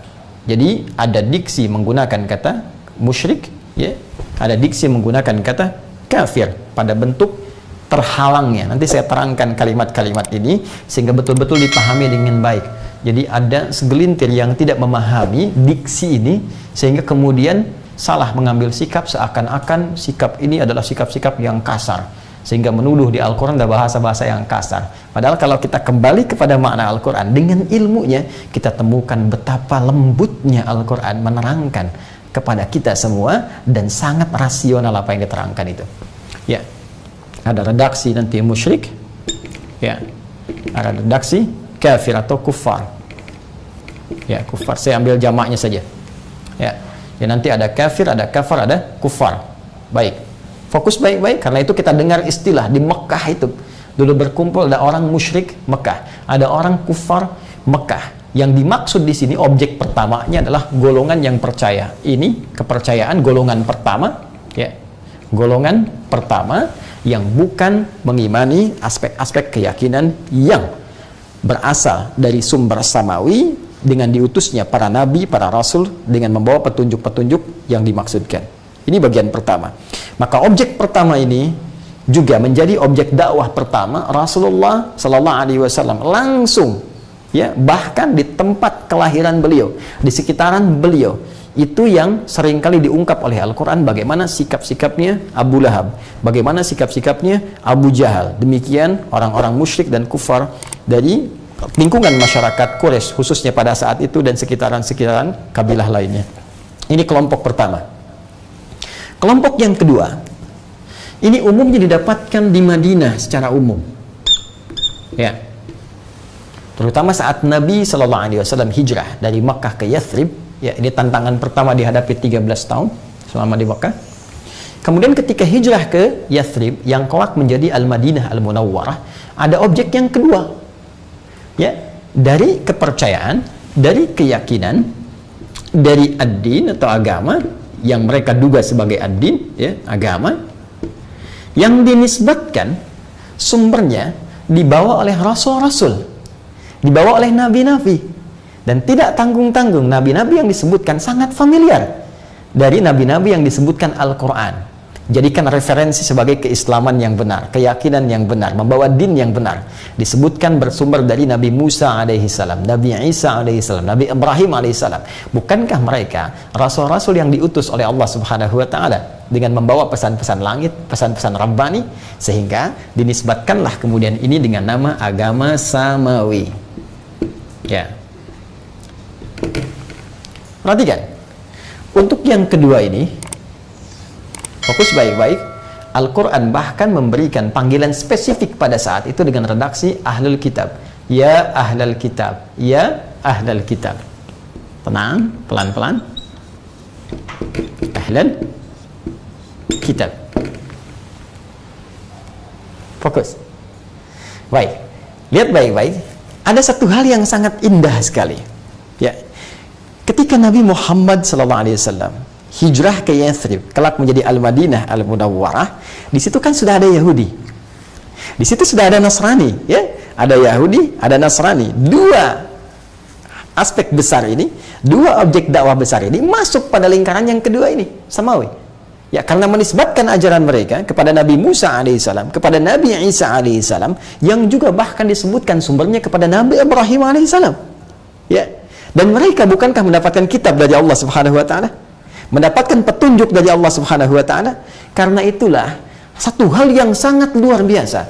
Al-Quran ketika mendakwahi golongan yang kedua ini dari kalangan Yahudi, kalangan Nasrani khususnya, itu datang membawa nilai toleransi yang sangat tinggi. Apa yang disebutkan? Quran tidak menyebut mereka dengan kalimat-kalimat yang kasar. Quran tidak menyebut mereka dengan kalimat-kalimat yang buruk. Tapi yang indah, ya ahlal kitab. Hai orang-orang yang menisbatkan ajarannya kepada Nabi Isa, Nabi Musa, Nabi Ibrahim alaihissalam, yang diberikan kitab mereka itu oleh Allah Subhanahu wa taala. Kalau memang benar dari mereka, Nabi Musa alaihissalam, Nabi Isa alaihissalam, Nabi Ibrahim alaihissalam, kami juga mengimani mereka.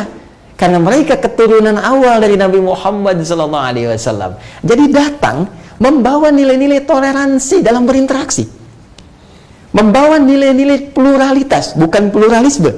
Ya, awas, nilai-nilai toleransi, nilai-nilai pergaulan yang terbuka, nilai-nilai kasih untuk persaudaraan dalam konteks kehidupan bermuamalah.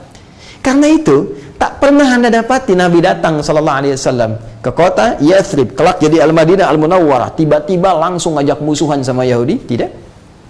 Ngajak musuhan sama Nasrani, tidak. Bisa hidup berdampingan, bisa nyaman, bisa bertukar pikiran, bahkan ada pinjam-meminjam, ada muamalah, ya. Ada interaksi dagang, interaksi bisnis, ada. Kadang minjam pada Yahudi, kadang terlibat transaksi nanti orang Islam dengan Nasrani, biasa saja. Ya, kapan persoalan muncul? Ketika ada pelanggaran-pelanggaran kesepakatan. Ya, kemudian Yahudi melakukan agresi, ya, ada pelanggaran kesepakatan. Demikian pula orang Islam bisa tinggal dengan orang Nasrani dimanapun. Di Spanyol dulu pernah tinggal lama berabad-abad. Kapan ada persoalan? Ketika Isabella dengan Ferdinand menyatu melakukan agresi, jadi persoalan.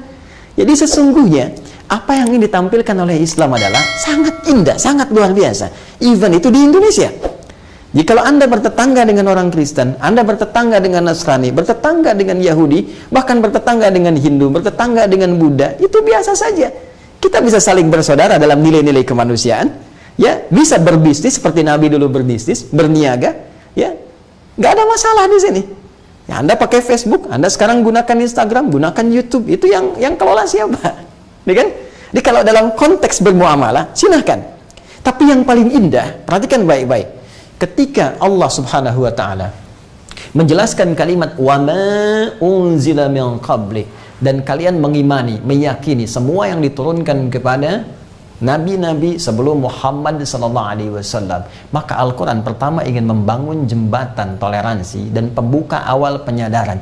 Jika kalian yakin pada Musa, yakin pada Isa, yakin pada Ibrahim, maka kami pun mengimani mereka. Jelas sampai sini? Baik, kalau gitu kita saudara dong. Saudara dalam usul. Dan sesama saudara, ini lihat keindahannya. Sesama saudara, bukankah kita harus saling memperhatikan? Mengarahkan pada kebaikan. Ya, kita tidak ingin saudara itu kemudian jatuh dalam keburukan. Kita tidak ingin saudara kita itu kemudian terperangkap dalam kesalahan. Kita tidak ingin saudara kita mengalami bahaya. Anda punya saudara, apakah Anda tega membiarkan saudara Anda mengalami kecelakaan? Kan tidak. Ya, kecelakaan di dunia kita jaga-jaga, apalagi kecelakaan di akhirat. Karena itu, ketika ada orang-orang yang mengatakan kami sumbernya dari Nabi Ibrahim, kami sumbernya dari Nabi Musa alaihissalam, kami sumbernya dari Nabi Isa, sama, itu keturunan Nabi kami Muhammad sallallahu alaihi wasallam. Kalau gitu, kita ada titik persamaan. Ya, cuma yang paling menarik karena kita saudara, maka kepentingan saudara mesti memberikan petunjuk-petunjuk yang benar kepada saudaranya. Maka datanglah Al-Quran dengan nilai kasih untuk memberikan referensi yang benar tentang siapa Nabi Ibrahim itu, siapa Nabi Musa itu, siapa Nabi Daud itu, siapa Nabi Isa itu, supaya tidak disalahpahami. Dan yang paling dahsyat, untuk bisa membuktikan ini, Al-Quran itu menawarkan langsung untuk mengecek originalitas Al-Quran, kebenaran Al-Quran, kebenaran mukjizat Nabi Muhammad SAW. Karena itukah kemudian muncul ayat-ayat menawarkan kepada mereka, jika Anda ragu tentang Quran, keterangannya cek dulu sebelum kami mengecek apa yang Anda kemudian yakini. Apa yang Anda nisbatkan kepada Ibrahim AS, kepada Musa, kepada Isa, silahkan cek Al-Quran. Kalau Anda ragu dengan Quran, cek dari awal sampai akhir, bikin yang semisalnya.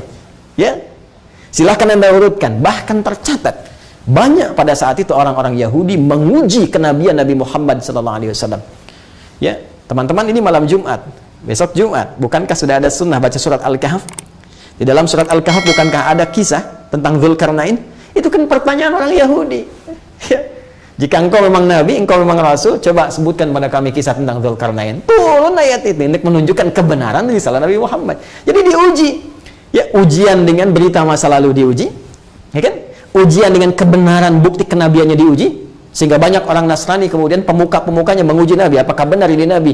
Tunjukkan tanda kenabianmu. Dicek di pundaknya ada cap kenabian. Anda bayangkan, secara fisik dicek, secara wahyu dicek, ya, ajaran-ajarannya dicek, bukti-bukti kenabian yang disebutkan pada keterangan-keterangan masa lalu ditemukan semua pada Nabi Muhammad SAW, dan itu diuji langsung, baik dari segi keterangan wahyu, dari segi fisik, ada semua. Kalau bahasa Al-Qurannya, Anda bisa temukan secara singkat, ringkas, padat di Quran surah ke-3 Ali Imran ayat 81. Jadi Allah sudah mengambil perjanjian dengan semua nabi dan rasul bahwa nanti ada puncak nabi yang sangat istimewa, pemimpin para nabi di akhir masa, yang jika nabi-nabi ini hidup, mereka mesti beriman kepada nabi ini, rasul ini, dan mengikuti ajarannya. Wa idh akhadallahu mitsaqan nabiyyina lama ataitukum min kitabin wa hikmatin thumma ja'akum rasulun. Hati-hati, lihat sini. Ketika kami mengambil perjanjian spesifik yang kuat bersama seluruh nabi-nabi, rasul-rasul, bahwa mereka mesti patuh dengan perjanjian ini. Nanti apa perjanjiannya? Akan ada seorang rasul yang membenarkan semua ajaran nabi-nabi ini, ya, membawa ajaran dari Allah Subhanahu wa taala. Musaddiqan lima ma'akum la tu'minunna bihi wa la tansurunna. Kalian mesti beriman semuanya kepada nabi ini, bahkan kalau kalian masih hidup, kalian harus tolong nabi ini, bantu. Dan Allah Maha mengetahui, ini pasti wafat, ini pasti wafat, tapi untuk menunjukkan kepada kita, ya, ingat, sifat Allah mengetahui sebelum ada nabi, sedang ada nabi, setelah ada nabi. Tapi ini kalimat disampaikan oleh Allah untuk menunjukkan kepada kita yang bukan Tuhan, bahwa sudah ada perjanjian ini begini buktinya. Ya kan? Baik, wala tansurunna, dan kalian mesti menolongnya. Ya, qala aqrartum wa akhadtum ala dzalikum isri, apakah kalian sepakat, kalian berkomitmen dalam perjanjian ini? Qalu aqrarna, qala fashhadu wa ana ma'akum minasyahidin. Mereka semua mengatakan, kami sepakat ya Allah, kami komitmen. Maka kata Allah, saksikan dan aku menjadi saksi bagaimana untuk sikap kalian. Karena itu, dengan perjanjian ini, semua nabi-nabi telah menyampaikan informasi seputar akan datangnya seorang nabi pamungkas, memiliki tanda istimewa, memiliki sikap istimewa, memiliki kekuatan istimewa, memiliki akhlak istimewa. Ada semua tandanya. Bahkan orang-orang Yahudi itu sudah menanti, ya, pasca umatnya Nabi Musa alaihi salam itu, pasca kewafatnya Musa alaihi salam, wasiat itu ada turun-temurun, mereka menanti. Bahkan oleh Al-Quran disikapi dengan mereka tahu persis seperti mengenal anaknya sendiri. Alladzina atainahumul kitaba ya'rifunahu kama ya'rifuna abna'ahum. Ya, jelas seperti ditegaskan Quran surah ke-6 Al-An'am ayat yang ke-20 itu, yang mereka orang-orang yang diberikan kitab kepada mereka, ya, Yahudi, Nasrani, tahu ya tentang Nabi Muhammad ini, ada referensi di kitab-kitab mereka menerangkan Nabi ini. Kalau dicatat kembali ke awal akan ditemukan. Ya, dan mereka tahu persis seperti kenal anaknya sendiri. Masa Anda nggak kenal anak sendiri?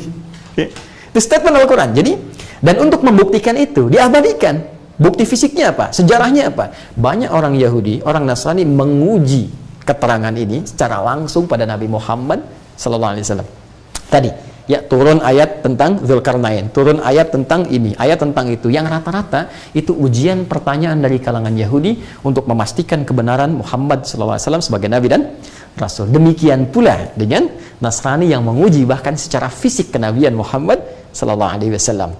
Dari sini, kalau Anda sudah yakin dengan kenabian Muhammad SAW, ingat, ini perbedaannya. Kita, orang-orang Islam, diminta meyakini tentang kenabian Ibrahim, kenabian Musa alaihissalam, kerasulan Isa alaihissalam. Jadi kita nggak ada masalah, nggak ada persoalan.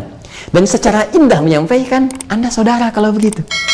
Ya, Nasrani saudara kita, Yahudi saudara kita. Karena kita saudara, lihat cara berpikir Al-Quran yang diwariskan kepada kita, yang diajarkan kepada kita. Karena kita saudara, maka saya sebagai saudara harus menyampaikan kasih sayang. Saking sayangnya saya tidak ingin saudara saya mengalami kesulitan, mengalami kesalahan, mengalami sesuatu yang bahaya. Maka saya ingin sampaikan, ketika Anda mengatakan Ibrahim begini, Musa begini, Isa begini, ayo, saya ada referensi seperti ini yang bisa Anda uji. Uji dulu ini semua, setelah yakin kebenarannya, kami sampaikan isinya. Diuji semua. Oh, Nabi Muhammad benar sebagai Rasul. Baik, coba tunjukkan satu bukti kepada kami saat ini yang mengingkari kenabian Muhammad SAW. Semua mengakui beliau Nabi. Even itu yang belum beriman, semua mengakui. Sekarang Al-Quran, sudah 15 abad, orang mencoba mengotak-atik Al-Quran, tidak menemukan satu kesalahan pun di Al-Quran. Meyakini semua benar, sampai dengan sekarang. Satu-satunya kitab yang punya sanad di tulisan dan lisan, tertanam di jiwa, tidak berubah sampai dengan saat ini. Kalau Anda sudah sepakat dengan itu, maka Al-Quran mulai memberikan penjelasan. Benar nabinya Ibrahim alaihissalam, benar nabinya Musa alaihissalam, benar nabinya Isa alaihissalam. Tapi, ini dia sumber-sumber keterangan-keterangan yang Anda nisbatkan, informasi-informasi yang Anda nisbatkan kepada nabi-nabi ini, itu bermasalah.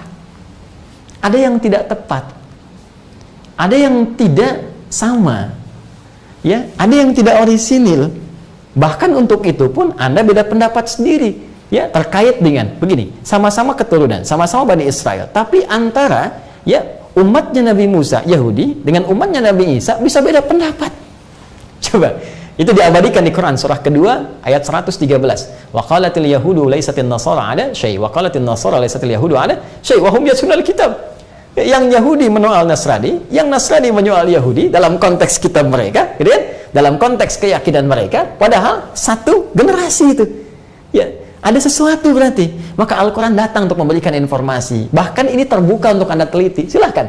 Ya, apa diantaranya? Satu, kata Al-Quran, yang tidak tepat ada konsep ketuhanan. Yang paling pokok, konsep tauhid.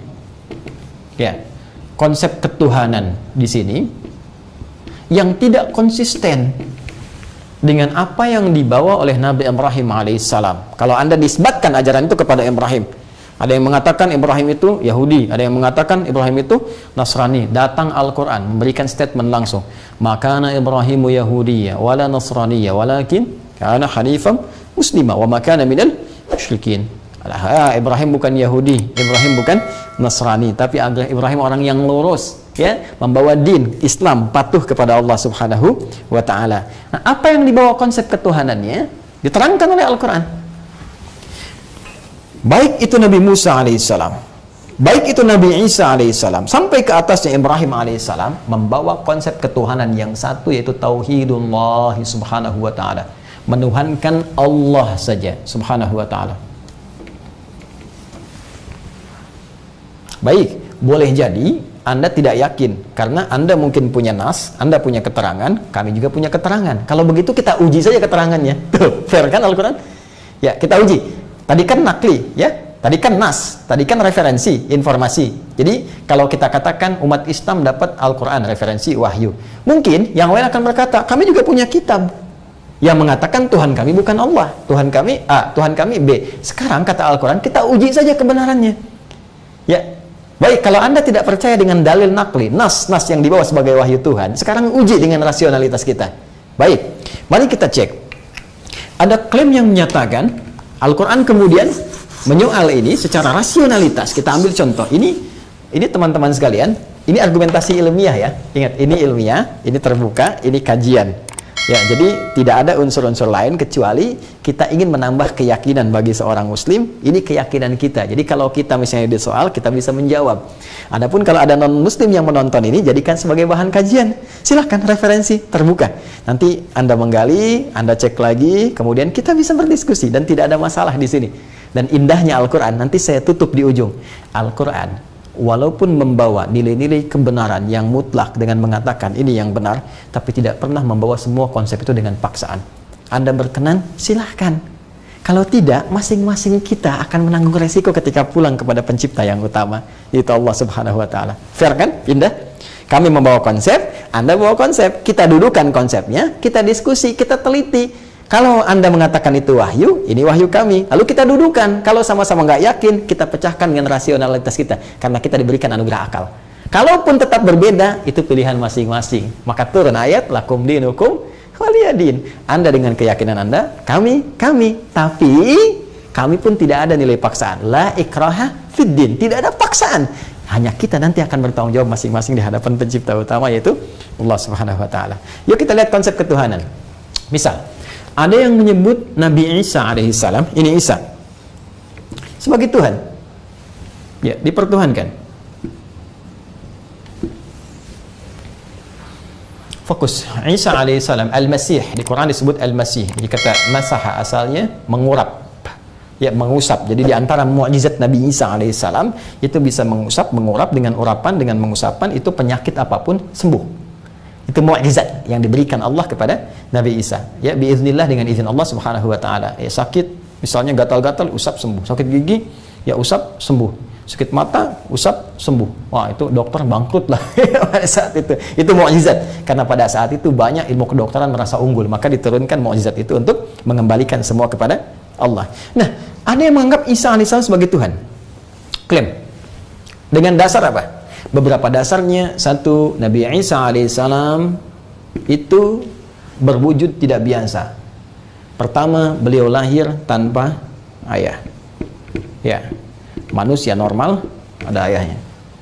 Yang kedua, beliau bisa menghidupkan orang mati atau yang mati, makhluk, ya. Makhluk yang telah mati atau wafat. Baik, manusia biasa tidak standar dengan ini. Maka ini beda. Baik, perhatikan bagaimana logika Al-Quran masuk dengan sangat indah. Kita mulai dengan Quran surah ketiga Ali Imran, menjawab yang ini. Masuk Quran surah ketiga Ali Imran, di ayat yang ke-59. Inna mathala Isa kamathali Adam. Tuh, elegan sekali jawaban Quran. Nih, kalau Anda tidak bisa menerima turunan wahyu yang disampaikan Al-Quran, mari kita baca dengan akal kita, karena kita punya anugerah pikiran akal.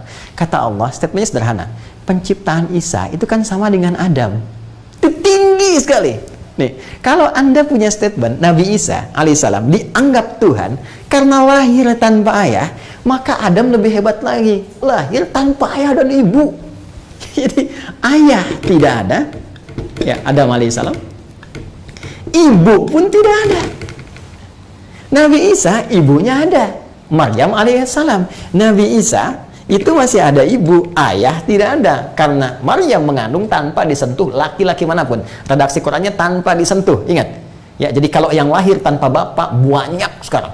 Ya, tapi yang lahir tanpa disentuh laki-laki manapun cuma Maryam alaihissalam. Ya, mengandung, melahirkan, bisa mengandung, bisa melahirkan tanpa disentuh laki-laki manapun. Cuma, ya, siapa? Maryam alaihissalam. Jadi Nabi Isa ini, perhatikan, memang lahir tanpa ayah, tapi ada ibu. Nabi Adam lebih dahsyat, berwujud tanpa ayah dan ibu. Jadi pertanyaan Quran sederhana, kenapa yang ini jadi Tuhan, dipertuhankan, kenapa yang ini tidak? Bukankah kalau secara logika ini lebih dahsyat? Satu, tapi kan Adam nggak bisa menghidupkan yang mati, kan? Isa bisa. Baik, Allah tunjukkan lagi, Nabi Isa dengan izin Allah menepuk, ya, hidup yang mati, bangun lagi. Ada nabi lebih dahsyat, bukan sekedar mati, ya, lebih kecil dari manusia, langsung burung, dipotong-potong dulu, cincang semuanya. Bukan sekedar mati, dicincang dulu, dicincang habis. Dan jasadnya, tubuhnya dipisahkan di beberapa bukit, bukan satu bukit. Nabi Ibrahim alaihissalam punya mukjizat dengan izin Allah. Sama persis kalimatnya dengan Isa alaihissalam, menghidupkan yang mati dicincang dulu. Coba cek di Quran, surah kedua Al-Baqarah ayat 260. Wa idh qala Ibrahim rabbi arini kaifa tuhyil mauta. Ketika Ibrahim alaihissalam bermohon kepada Allah, ya Allah tunjukkan kepadaku bagaimana cara engkau menghidupkan yang mati. Perhatikan bahasa Ibrahimnya indah sekali. Bagaimana caramu, bukan aku yang menghidupkan engkau, caramu. Persis seperti Nabi Isa alaihissalam ketika ingin menghidupkan yang mati dengan izin Allah mengatakan biiznillah, dengan izin Allah. Lihat kalimatnya, qala awalam tu'min, apa kamu belum yakin juga? Apa kamu belum yakin ya Ibrahim? Qala bala walakin liyatma'inna qalbi. Aku yakin betul ya Allah, nggak ragu aku, cuma supaya hatiku tenang aja. Masya Allah. Jadi jawaban para nabi itu unik ya. Cuma Allah kan maha segalanya. Ya.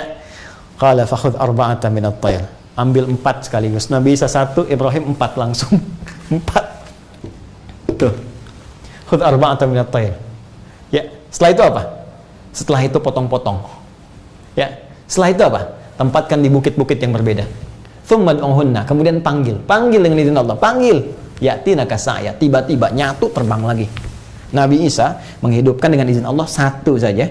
Panggil, hidup. Nabi Ibrahim 4 langsung dicincang, dipisah-pisah, dipanggil dengan kalimat yang sama seperti Nabi Isa manggil. Langsung nyatu, terbang, datang lagi semuanya bersatu. Pertanyaannya kata Quran, kenapa yang ini dianggap Tuhan, yang ini nggak dipertuhankan? Masuk ya? Baik.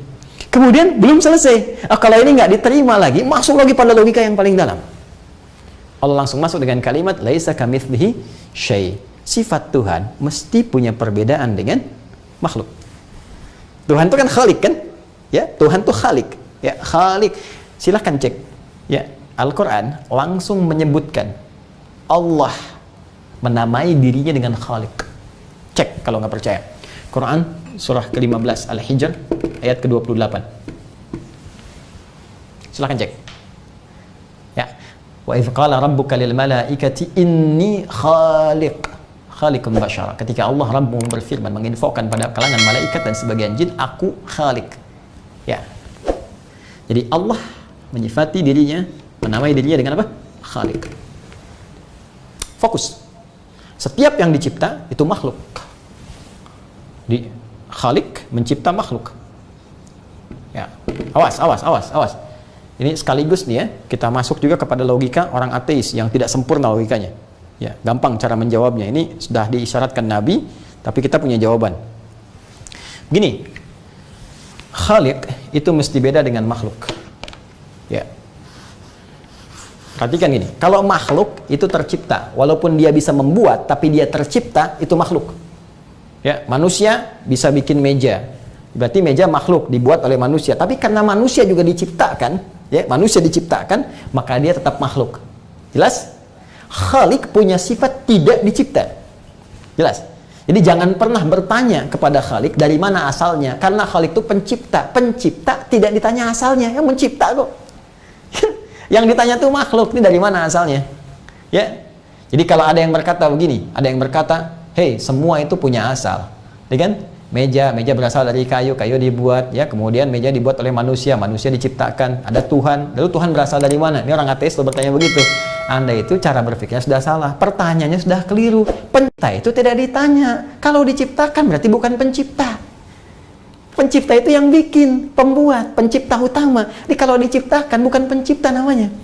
Ya, Allah menyebut dirinya dengan pencipta. Jadi nggak usah ditanya dari mana asalnya, karena memang pencipta. Huwal awwal wal akhir. Kok bisa begitu? Bukan bisa begitu. Anda yang konslet pemikirannya. Yuk kita turunkan. Lihat sini. 1, 2, 3, 4, 5. 5 ada karena ada 4. 4 ada karena ada 3. 3 ada karena ada 2. 2 ada karena ada 1. 1 ada karena ada apa? 0. Jadi nggak setiap bilangan itu mesti ada sebelumnya untuk menjadikan ada. Kalau sudah ada 1, asalnya 0 dari ketiadaan. Karena itu Allah menyifati dirinya dengan ahad. Qul huwallahu ahad. Kembali ke sini. Lihat sini. Khalik, Allah menyebut dirinya Khalik. Cek di semua kitab-kitab lain. Ada nggak deklarasi yang menyatakan saya Khalik, saya Tuhan? Nah, karena Tuhan Khalik, berarti dia mesti punya perbedaan dengan makhluk. Maka satu-satunya yang ditemukan di dalam kitab suci, statement langsung, hanya di Al-Quran dengan kalimat laisa kamitslihi syai'. Tidak boleh ada yang serupa dengan Khalik. Tidak boleh ada. Baik sifatnya, baik keadaannya, ya, dan semua hal yang terkait dengan aspek-aspek nilai kehidupan, aktivitas, sifat, sikap, gak boleh sama, mesti beda. Karena kalau sama, berarti ada persamaan antara Khalik dengan makhluk, dan itu mustahil, mesti beda sama sekali. Contoh, Khalik itu kuat, qawi, wal qawi, kuat. Berarti makhluk harus lebih lemah dibandingkan dengan Khalik. Ini mesti lemah. Ya. Jadi kalau sama kuat, berarti ada masalah nih dia Khalik. Jelas kan? Berarti kalau ada yang dipertuhankan dan sama kuat dengan manusia, berarti bukan Tuhan. Karena Tuhan harus lebih kuat dari manusia. Apalagi kalau yang dipertuhankan lebih lemah dibandingkan dengan manusia. Ya. Anda bikin kayu, ya, kayu jadi, terus kayu disembah misalnya. Itu kan kayu bikinan Anda. Anda lebih kuat daripada kayu. Kenapa Anda yang jadi nyembah kayu? Jelas ya? Dulu zaman jahiliyah bahkan orang bikin roti jadi Tuhan. Dulu Umar sebelum masuk Islam tuh ada riwayat menyebutkan, ya karena saking banyaknya Tuhan-Tuhan di jualan tuh ada yang bikin dari roti, kemudian jualan Tuhan dari roti. Tengah jalan lapar. Dia berkata, aduh Tuhanku maafkan aku, lapar banget, pinjam dulu tangannya bentar, tali ganti. Bayangkan tangan Tuhan dimakan. Jalan lagi lapar, kepalanya lama-lama habis. Kan? Karena itu setelah masuk Islam, Umar mengingat peristiwa ini kadang-kadang senyum sendiri. Terketawa, suka senyum sendiri. Jadi ada satu problematika logika kita yang harus dikembalikan kepada asalnya. Jelas ya? Baik, kembali ke sini. Terus, karena titik tekannya tidak boleh sama, karena itu kalau ada keserupaan dengan makhluk berarti bukan Tuhan. Baik, sekarang cek, manusia berpasangan tidak? Berpasangan, maka Tuhan tidak boleh berpasangan. Tuhan tidak boleh menikah. Ya, karena manusia menikah, maka Tuhan tidak boleh menikah. Mesti beda antara Tuhan dengan makhluk. Manusia melahirkan, manusia dilahirkan, maka Tuhan tidak boleh melahirkan, tidak boleh dilahirkan. Kalau sama seperti itu, berarti Tuhan punya sifat-sifat kemanusiaan. Kalau gitu bukan Tuhan. Jelas ya? Karena mesti beda. Karena itu Quran memberikan statement lam yalid wa lam yulad. Sifat jelas bagi Tuhan, tidak beranak, tidak diperanakan. Jadi kalau ada yang dipertuhankan dari hasil peranakan, baik beranak ataupun diperanakan, berarti ada persoalan dengan klaim ketuhanannya. Itu statement Al-Quran. Kalau Anda mau menerima, itu pilihan. Kalau tidak, itu terserah Anda. Cuma kan logikanya begini gitu. Jelas ya? Baik, belum cukup. Lagi, ya, saya tambahkan lagi.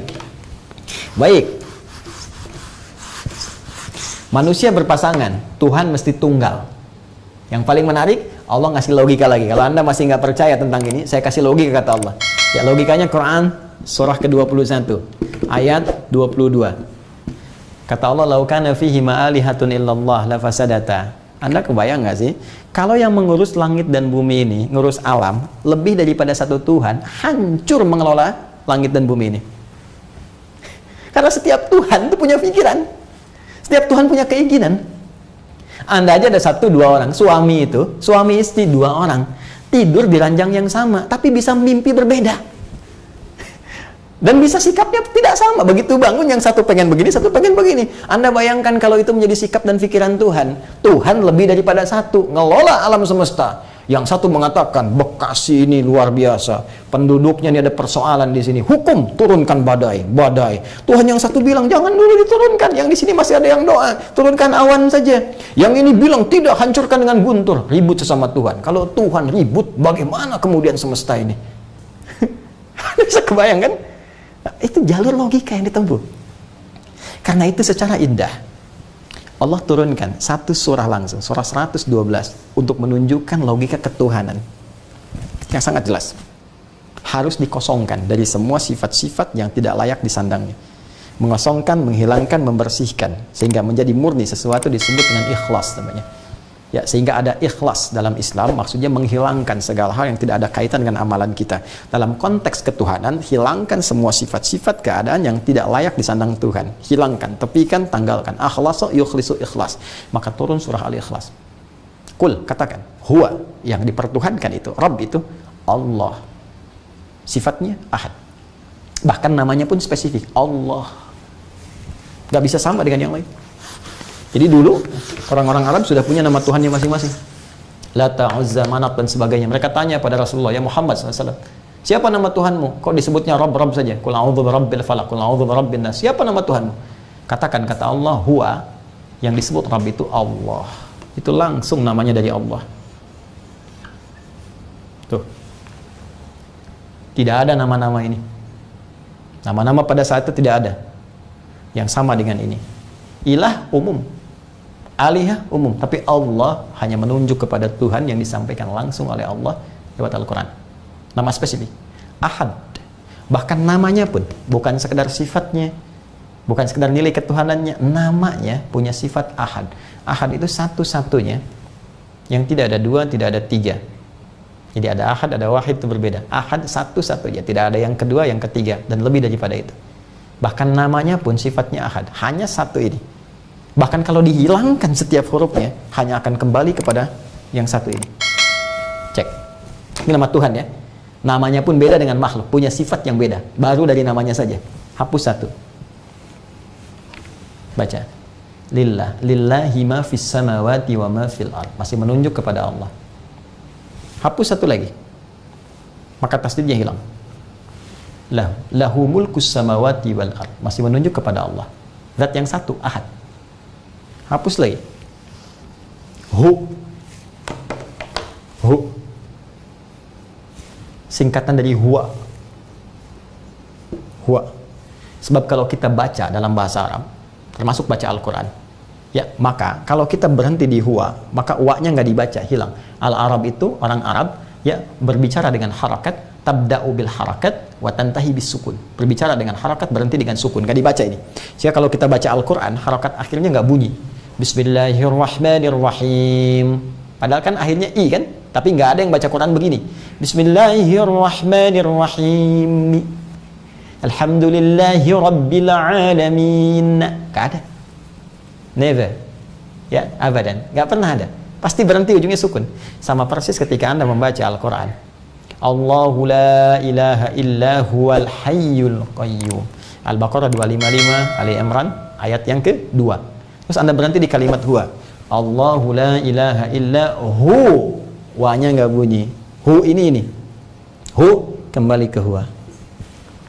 Ya, siapa huwa ini? Balik ke Al-Ikhlas lagi tadi. Qul, katakan huwa. Qul, katakan Muhammad huwa, yang dimaksud huwa ini balik lagi Allah. Yang punya sifat Ahad tadi. Anda hapus nih. Sehingga nggak kelihatan sama sekali. Hapus. Hilang kan? Dalam bahasa Arab, yang tidak tampak, tak terlihat disebut dengan ghaib. Al-ghaib. Tuh. Al-Baqarah ayat 3. Alladzina yu'minuna bil ghaib. Balik lagi kepada Allah. Allah memperkenalkan namanya, bahkan nama Tuhan yang tidak bisa disandang setiap sifatnya oleh nama makhluk apapun. Silahkan Anda cek, tempatkan di sini semua yang dipertuhankan, nama-namanya, cek di sini. Lalu hilangkan setiap hurufnya, maka Anda temukan semua kalimat itu tidak akan kembali kepada makna awalnya. Ya, saya nggak akan tuliskan, Anda saja yang mengecek. Teman-teman non-muslim juga boleh membandingkannya sebagai referensi kajian, ya, kajian.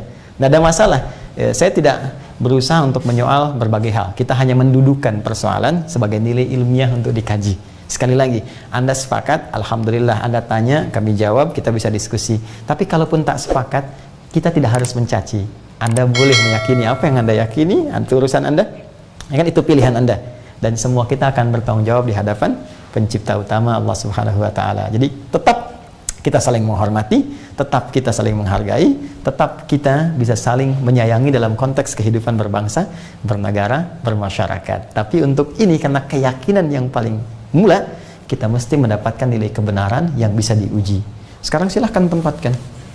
Beda, saya manusia. Sekarang lihat sini. Adi. Hapus satu. Nih. Apakah kembali kepada saya? Tidak. Ade, Angkatan Darat. Hilangin satu lagi, A. Tuh. Nah, nggak ada. Hilangin satu. Meninggal. Anda duluan. Hilang kan malahnya. Sekarang silakan cek, itu baru nama teman-teman, belum yang lainnya. Nah, maka kembali ke sini. Apa hikmah kemudian tadi dimunculkan kalimat wa ma unzila min qablik? Satu, untuk menyampaikan nilai kehidupan yang bertoleransi. Kita bersaudara. Silakan. Dari rumpun satu generasi yang sama ke atas. Maka jangan sampai kemudian terjadi perselisihan dalam kehidupan berbangsa, bermasyarakat. Kita tinggal di Indonesia, tidak semua tetangga itu Islam semua. Ada yang Kristen tetangga kita, ada yang Hindu, ada yang Buddha, kan? Saling menghormati. Bisa jadi saling berbagi. Ini situasi COVID, pandemi, ada kelebihan yang Muslim bagi, jangan sampai dilewat. Bayangkan keindahan Islam. Orang Islam punya makanan, baunya nyampe ke tetangga. Kata Nabi bagi tetangga itu, walaupun cuma kuahnya. Tapi jangan salah baca ya, jangan Anda masuk kuahnya dibagi, bukan. Maksudnya kalau Anda bikin kuahnya aja pun bagi. Jangan salah persepsi gitu orang nyium baunya. Ya. Tapi apakah pernah di redaksi itu ada muncul kalau tetangga Anda Islam? Tidak. Mungkin Anda tinggal di tempat yang Anda minoritas. Ya, mungkin teman-teman yang di Amerika, di mana kan banyak kan tetangganya non Muslim. Anda masak bagi, sampaikan. Jangan sampai dilewat, karena nggak pernah ada redaksi dalam hadis mengatakan kalau tetangga Anda Islam saja, tidak. Anda sampaikan pada yang Muslim, Pak Ahmad, Pak Soleh, itu kan Ibu Aisyah. Satu tetangga Anda lewat misalnya, ya. Terus dia ngelihat Anda bagi-bagi. Bapak kayaknya itu enak ya. Iya Bu, enak, cuman sayang Ibu kafir. Masya Allah, tidak. Kita berbagi, nggak ada masalah. Ya. Tapi karena saudara tadi punya sifat menyayangi, ya, punya sifat dalam ingin memberikan nilai kebaikan, maka nilai yang paling utama untuk bekal kita pulang kan nilai tauhid, keyakinan. Maka dari itulah kemudian datang Al-Quran membawa referensi, sayangi saudaramu, berikan berita yang benar, tunjukkan kebenaran, jangan tutupi nilai kebenaran, sampaikan begini, ini sesuatu yang tidak tepat, ada nilai sejarah yang terpotong, ada sesuatu yang dituliskan oleh tangan manusia yang kemudian diyakini. Karena itulah di kitab-kitab selain Al-Quran tidak pernah ada redaksi begini, saya Tuhan, sembah saya. Silahkan cek. Saya Tuhan, ini langsung redaksinya ya. Di Quran itu spesifik, jadi jangan bias lah, jangan begini, begitu, tidak. Langsung redaksinya spesifik. Al-Quran jelas mengatakan, Quran surah ke-20, Toha, ayat 14. Allah pede langsung mengatakan, yakin betul, kalimat tegas, innani anallah. Pakai taukid, saya Allah. Bahkan taukid itu penguat, saya benar-benar Allah. La ilaha illa ana, nggak ada Tuhan selain saya. Fa'budni, sembah saya. Silahkan cari kalimat ini di kitab manapun. Demi Allah saya katakan, Anda tidak akan temukan. Karena fitrah manusia dengan kemanusiaannya tidak akan pernah mengatakan saya Tuhan. Karena akan ada penghambat dalam jiwanya bahwa dia bukan Tuhan. Pada akhirnya semua akan dikonfirmasi. Al-Quran memberikan berita saat pulang kepada Allah pencipta utama, semua yang diklaim, semua yang diyakini ini akan dipertanggungjawabkan. Sampai Nabi Isa akan ditanya, apakah benar engkau menganggap menjadikan dirimu Tuhan supaya disembah bersama ibumu? Nanti akan ada pembuktian. Demikian juga pada yang lain-lainnya, demikian juga pada semua kehidupan kita. Karena itu tetap walaupun ini disampaikan, Al-Quran tetap memberikan toleransi yang dalam sampai mengatakan la ikraha fid din. Quran surah kedua ayat 256. Tidak boleh ada paksaan dalam meluk keyakinan yang benar. Ad-din, yang dimaksud din Islam. Quran surah ketiga ayat 19. Inna dina indallahil Islam. Tidak boleh ada paksaan dalam berislam. Jadi kalaupun ini disampaikan, ini mutlak, ini murni, pure, sebagai referensi informasi yang benar untuk dikaji secara ilmiah, baik oleh logika atau sumber dari nilai-nilai wahyu yang bisa dilacak kebenarannya dan bisa diteliti. Anda yakin? Silahkan berislam. Kalau belum yakin, silahkan banyak belajar dan Anda bisa memilih apa yang Anda yakini dan setiap kita akan bertanggung jawab. Objektif kan? Fair kan? Sangat indah kan? Baik, ya. Nah, kemudian fokus ini. Ya, kalaupun masih menutup diri, misal, saya nggak mau pokoknya apapun yang kamu katakan, saya nggak mau yakin, saya punya keyakinan sendiri, ya nggak apa-apa. Ya, Anda kan menutup diri kan? Menutup diri sendiri, nggak mau terbuka, maka Islam pun menyebut, baiklah Anda yang masih menutup diri. Menutup diri dalam bahasa Arab disebut kafara. Orangnya, subjeknya disebut kafir, isim fa'il. Ya, seperti syariba yashrabu syarib, akala yakulu akil, sajada yasjudu sajid, kafara yakfuru kafir. Di kafir asalnya adalah panggilan halus sekali dari Al-Quran, duhai yang masih menutup diri. Coba cek, halus gak? Ya kan? Gak ada celaan kan? Gak ada apa kan? Itu yang masih menutup diri, kalau belum mau menerima, yaitu pilihan. Ya, turun. Ya, ada orang-orang yang mengajukan proposal pada Nabi Muhammad, dan kita nggak usah perang, nggak usah ribut. Ya, Nabi juga bilang, kapan kita ngajak ribut? Saya nggak pernah ngajak perang, saya kan cuma berdakwah, cuma Anda yang menyoal. Ya udah Muhammad, kita sudah saling toleransi aja. Ya, kita menyembah Tuhan kamu sekarang, besok-besok kamu sembah Tuhan kita. Jadi yang membawa ragam pluralisme, ya, itu telat. Mohon maaf ya, Anda telat. 15 abad yang lalu sudah ada, Anda ketinggalan jauh. Anda ketinggalan jauh. Ya, dan sudah turun kemudian satu surah. Qul ya ayyuhal kafirun. Katakan Muhammad pada orang-orang itu yang masih menutup diri dari informasi yang kau bawa, dari petunjuk yang kau bawa. Ya, katakan, "Hei orang-orang yang masih menutup diri, ya, teman-teman yang masih menutup diri, la a'budu ma ta'budun. Aku ini gak mungkin, gak bisa menyembah apa yang kalian sembah. Wala antum abiduna ma'abud." Kalau kita mau toleran, yang paling gampang begini, Anda gak usah nyembah Tuhan saya pun gak usah nyembah Tuhan Anda. Dan gak usah kemudian disatu-satukan, campur-campur gitu kan. Ya, orang Kristen dipaksa datang ke masjid, orang Islam ke gereja, atau misalnya ke pura, orang pura ke masjid. Untuk apa? Anda menyembah aja dengan keyakinan Anda, kami nyembah dengan keyakinan kami, kita saling menghormati aja. Itu kan toleransi yang paling bagus. Nggak usah ganggu. Makanya di Islam dilarang menghancurkan tempat ibadah. Itu loh, yang suka ada ajakan bom gereja, bom ini, awas dosanya besar tuh. Nggak boleh begitu. Ya, nggak boleh menyakiti orang-orang, nggak boleh. Ya, yang tidak pada tempatnya. Hati-hati kalau teman-teman ada ajakan kasar, ngajak tembak ini, bom ini, bunuh ini, ya bukan dengan alasan yang dibenarkan secara syar'i, secara hukum, tinggalkan. Karena itu pasti bukan ajaran Islam yang murni itu. Ada tujuan-tujuan tertentu yang hadir di balik itu, dan jauhi, cepat tinggalkan saja. Ya, tinggalkan. Hati-hati, ancamannya besar, bisa neraka jahanam dan gak bisa keluar kalau dia tidak pernah bertobat. Ya, kembalikan. La a'budu ma ta'budun wala antum a'biduna ma a'bud wala ana 'abidum ma abattum. Kalau belum jelas, saya tegaskan lagi. Bagi saya bisa menyembah apa yang saya sembah saja. Dan Anda pun tidak usah repot menyembah apa yang saya sembah. Lakum dinukum waliyadin. Anda dengan keyakinan Anda, kami dengan keyakinan kami. Fair kan? Tapi kalau Anda mau belajar, nih informasi dari kami. Silakan. Jelas ya? Nah, jadi teman-teman sekalian, ini fair. Coba, pernah nggak dipanggil dengan, misalnya mohon maaf, panggilan yang kasar, kotor, atau dipanggil dengan nama hewan misalnya, atau dengan sesuatu tertentu? Tidak ada. Menghargai kemanusiaan kita, menjunjung tinggi nilai-nilai kemanusiaan sebelum ada hak asasi manusia yang banyak digembor-gemborkan itu. Al-Quran sudah datang lebih awal. Bahkan ada hak asasi negara, hak asasi sosial, itu didahulukan daripada personal. Hati-hati loh ya. Ya, ibadah sosial didahulukan daripada ibadah personal di dalam Islam. Nanti ada fikih tersendiri. Nah, jadi kesini teman-teman sekalian, ini gambarannya. Untuk itu, kesimpulannya apa? Maka kembali kepada poin nomor 2. Satu, hikmah, sudah saya jelaskan. Yang ketiga, sikap, sudah saya jelaskan. Bagaimana toleransi dibangun, bagaimana informasi disampaikan dengan benar. Jadi nggak usah ragu, kalau mau ada yang bertanya, sampaikan informasinya dengan cara yang lembut. Ya, Quran surah 16 ayat 125, ud'u ila sabili rabbika bil hikmah. Jangan cela, ingat loh, jangan mencela. Larangan ketat, jangan pernah mencela keyakinan-keyakinan lain, sehingga mereka tanpa ilmu tidak sadar mencela Tuhan kita, Allah. Jangan mencela. Kalau mau diskusi dengan cara yang lembut, ya. Al-Quran pernah menyampaikan, setelah statement dibuat, katanya kalian ahli kitab, katanya punya kitab, bisa sampaikan informasi, maka muncullah keterangan yang indah. Ya, qul ya ahlal kitab, ta'alu ila kalimatin sawa baini wa bainakum.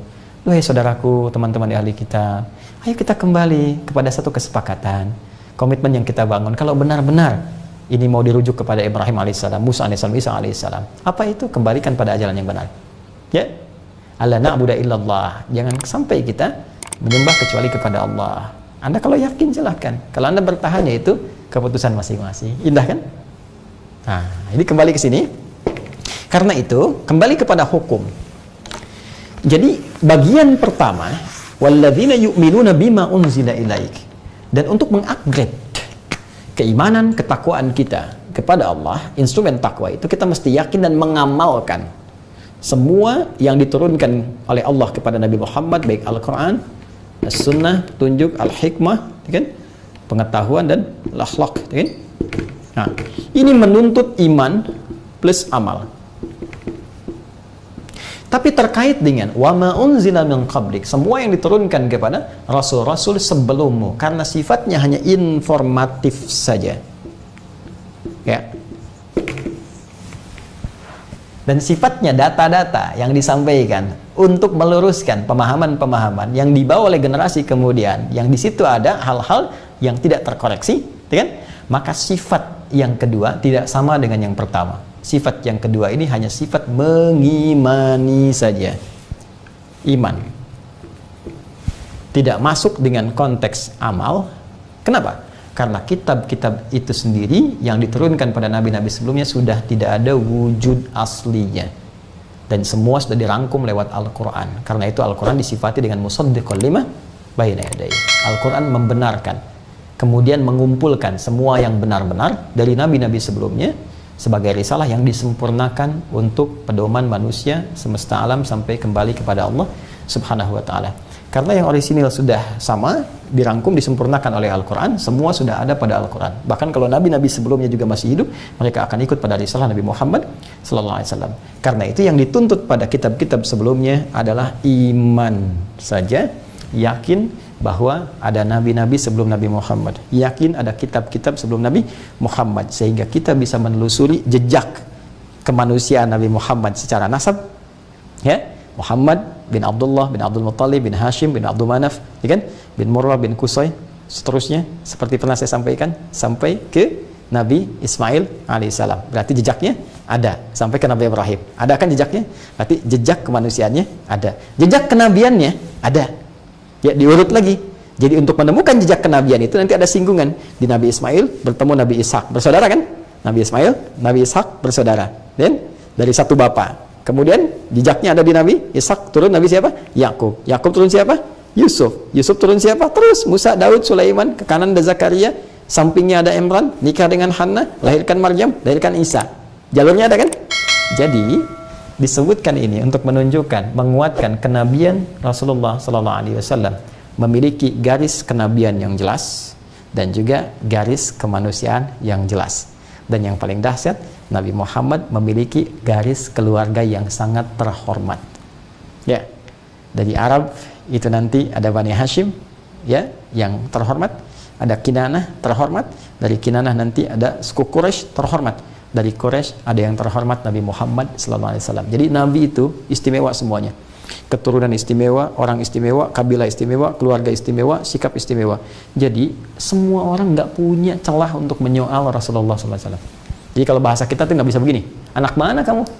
Keluarga siapa? Nggak bisa ke Nabi Muhammad itu. Keluarga paling terhormat, orangnya orang kota, lahir di Mekah kota, hijrah ke kota Madinah.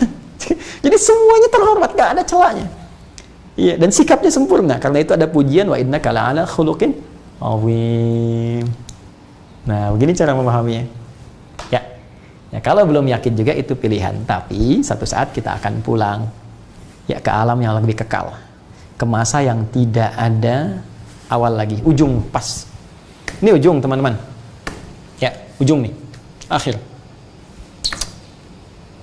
Tapi kalau masih ada setelah ini, ya, satu ruang yang lain, ya, maka ini belum disebut ujung akhir. Kalau sudah ujungnya sama sekali dan nggak ada lagi setelah itu, di situ aja, maka tambahkan tak di ujungnya, akhirah. Akhirah, ya. Maka kemudian kalau sudah ada akhirah, itu ujungnya, nggak bisa kemana-mana lagi.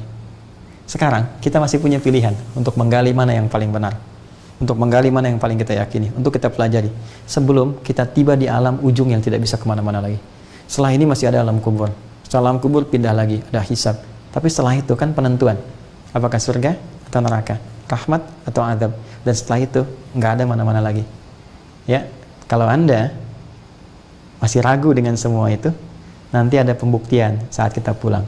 Tapi kalau Anda yakin ada kehidupan setelah kematian, setidaknya cari bekal yang paling benar sebelum pulang.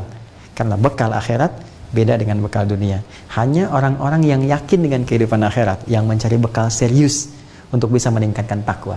Karena itu penghujung ayat keempat itu ditutup dengan kalimat wabil akhirati hum yuqinun. Kenapa mereka mau meningkatkan takwa, mau merujuk kepada ini? Karena mereka yakin ada kehidupan setelah wafat, akhirat. Karena yakin dengan akhirat itu kita sholat. Ini di Quran disuruh sholat. Kalau nggak yakin dengan akhirat, ngapain sholat? Yang nggak sholat kaya, ya kan? Kalau hanya untuk kaya, Kenapa harus sholat? Ya. Syarat kaya itu bukan sholat. Syarat kaya itu berusaha dengan sungguh-sungguh.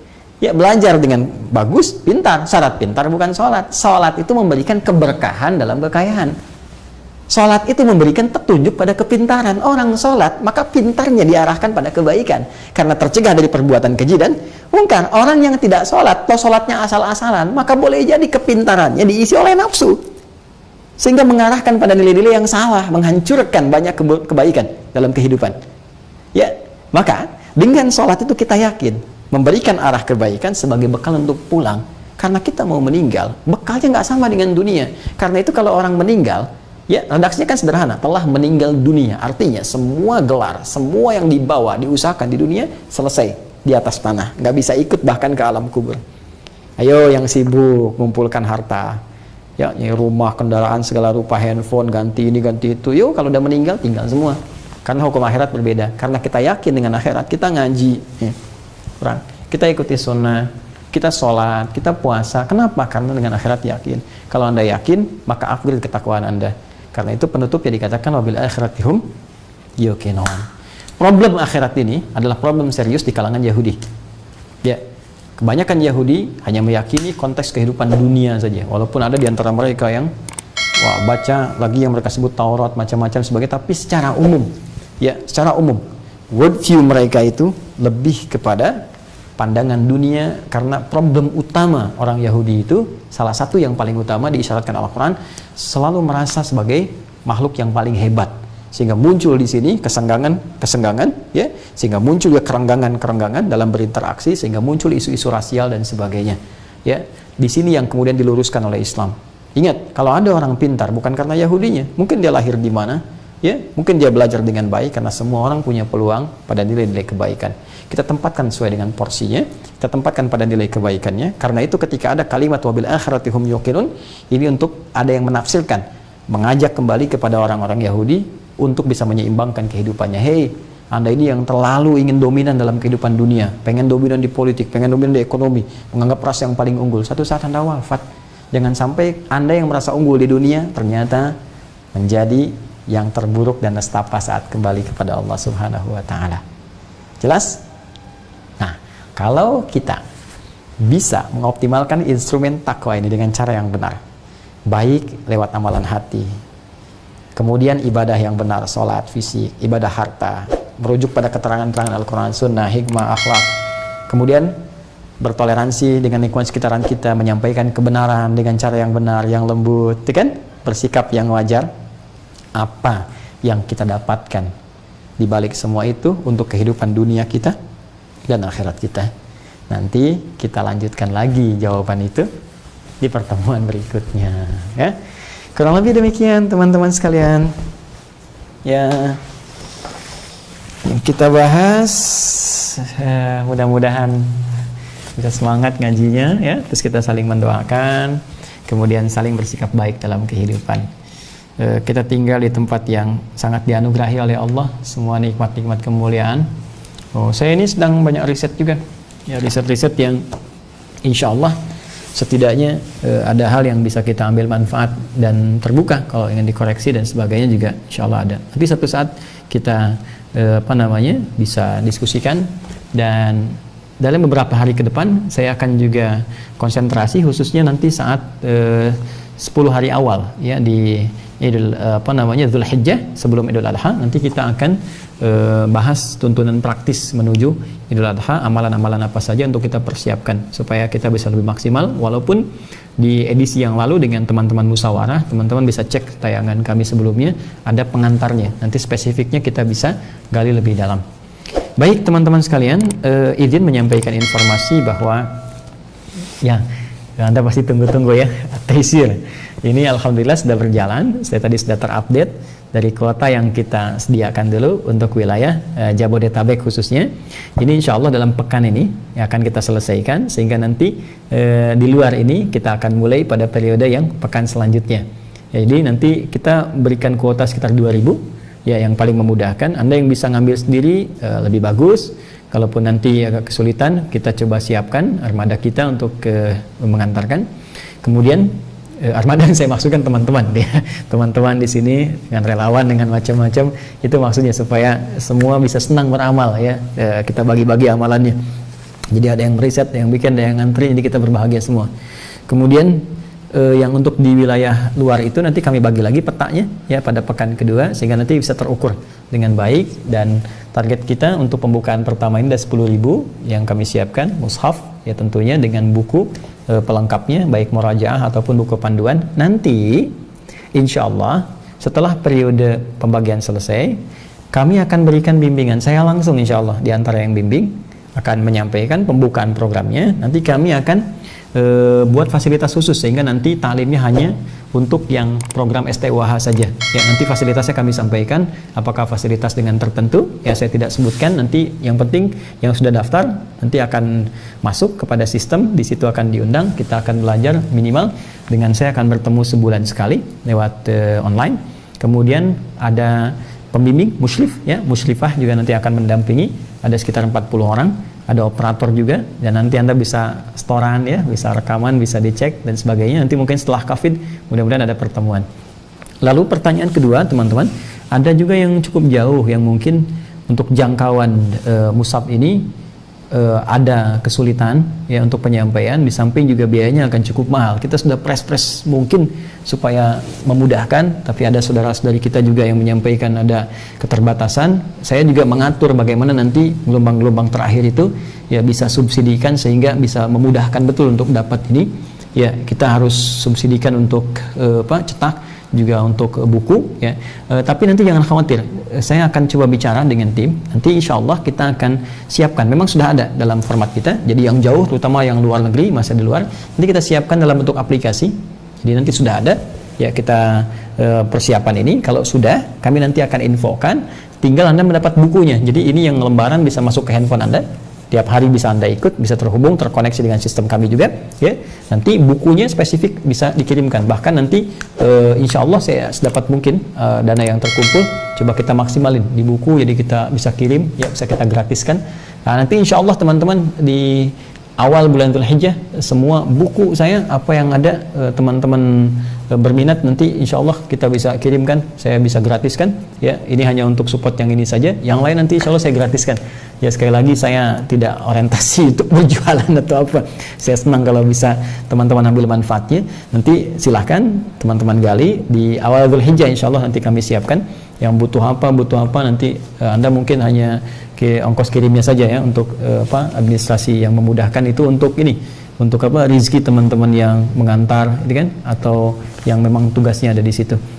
Saya kira itu pengumuman yang disampaikan. Yang terakhir, saya belum buka ya untuk kelas PKU, pendidikan kadar ulama. Sudah kami sedang siapkan tempat ya. Nanti saya bikin video, saya siapkan tempatnya ya, karena saya deklarkan dulu ya, kami siapkan tempatnya sendiri, akomodasi kami tanggung juga. Nanti kalau sudah siap ya, nanti besok mungkin saya coba tunjukkan kepada Anda desainnya dan seterusnya. Kalau sudah siap, nanti kami akan buka penerimaan untuk gelombang yang ketiga ini. Ada hanya 10 orang kami terima untuk se-Indonesia. Itu nanti insya Allah belajar bersama saya di sini. Kami yang tanggung semua akomodasi, fasilitasnya. Ya kurang lebih nanti ada waktu tertentu dengan kami belajar di sini. Ya setahun, 2 tahun. Kalau ada kuliah nanti keluar. Kalau bersama kami mungkin akan bertahan kurang lebih 3 tahun, 4 tahun. Yang mudah-mudahan ada manfaat yang didapatkan untuk kembali ke daerah masing-masing. Kualifikasinya apa, prioritasnya apa, nanti disampaikan setelah kami tunjukkan ya beberapa hal yang sudah siap. Dan untuk ini Anda tidak perlu ada sumbangan ya, tidak usah. Saya sering katakan bahwa kami itu menyampaikan donasi kalau ada yang dikerjakan, kalau tidak ada mungkin yang lain lebih membutuhkan. Ya ini sudah kami anggarkan, sudah ada. Nanti kalau ada lagi yang lain kami akan sampaikan, sehingga apa yang Anda berikan itu manfaatnya langsung tersalur ya. Jadi saya tidak suka, dan saya instruksikan kepada semua stakeholder di Quantum Wahyal Institute ya, kami tidak suka mengumpul-ngumpulkan sesuatu yang tidak ada penyalurannya, jadi malah jadi beban nantinya. Karena itu donasi-donasi yang masuk itu kami langsung pisahkan, langsung salurkan, langsung arahkan, sehingga terukur dengan apa yang ingin kita kerjakan dan ringan hisab kita di hari kiamat nanti. Insya Allah, mohon doanya. Itu kami kira teman-teman sekalian, mohon didoakan dan semoga Allah memaafkan kesalahan kami, dan tentunya banyak yang khilaf yang saya sampaikan mohon dimaafkan. Saya fakir, masih butuh belajar juga, dan insya Allah kita mencoba menjadikan pribadi lebih bermanfaat, dan saya terbuka kalau ada hal-hal yang ingin dikoreksi, disampaikan sehingga memberikan pelajaran-pelajaran yang bisa membuat diri kita lebih baik. Semoga Allah memuliakan kita, menyayangi kita, dan memaafkan kesalahan kita, dan membimbing kita untuk memaksimalkan amalan di hari yang baik ini dalam setiap kesempatan dan waktu-waktu yang Allah berikan kepada kita. Allahumma taqabbal minna innaka antas samiul alim wa tub alaina innaka antat tawwabur rahim. Allahumma ij'alna min ahli al-Qur'an waj'al al-Qur'ana sahiban lana fid dunya wa syafi'an lana fil akhirati ya arhamar rahimin. Allahumma rabbana atina fid dunya hasanah wa fil akhirati hasanah wa qina adzaban nar. Bifadlika subhana rabbika rabbil izzati amma yasifun. Wassalamun alal mursalin wa akhiru da'wana subhanakallahumma wa bihamdika asyhadu an la ilaha illa anta astaghfiruka wa atubu ilaik walhamdulillahi rabbil alamin. Assalamualaikum warahmatullahi wabarakatuh.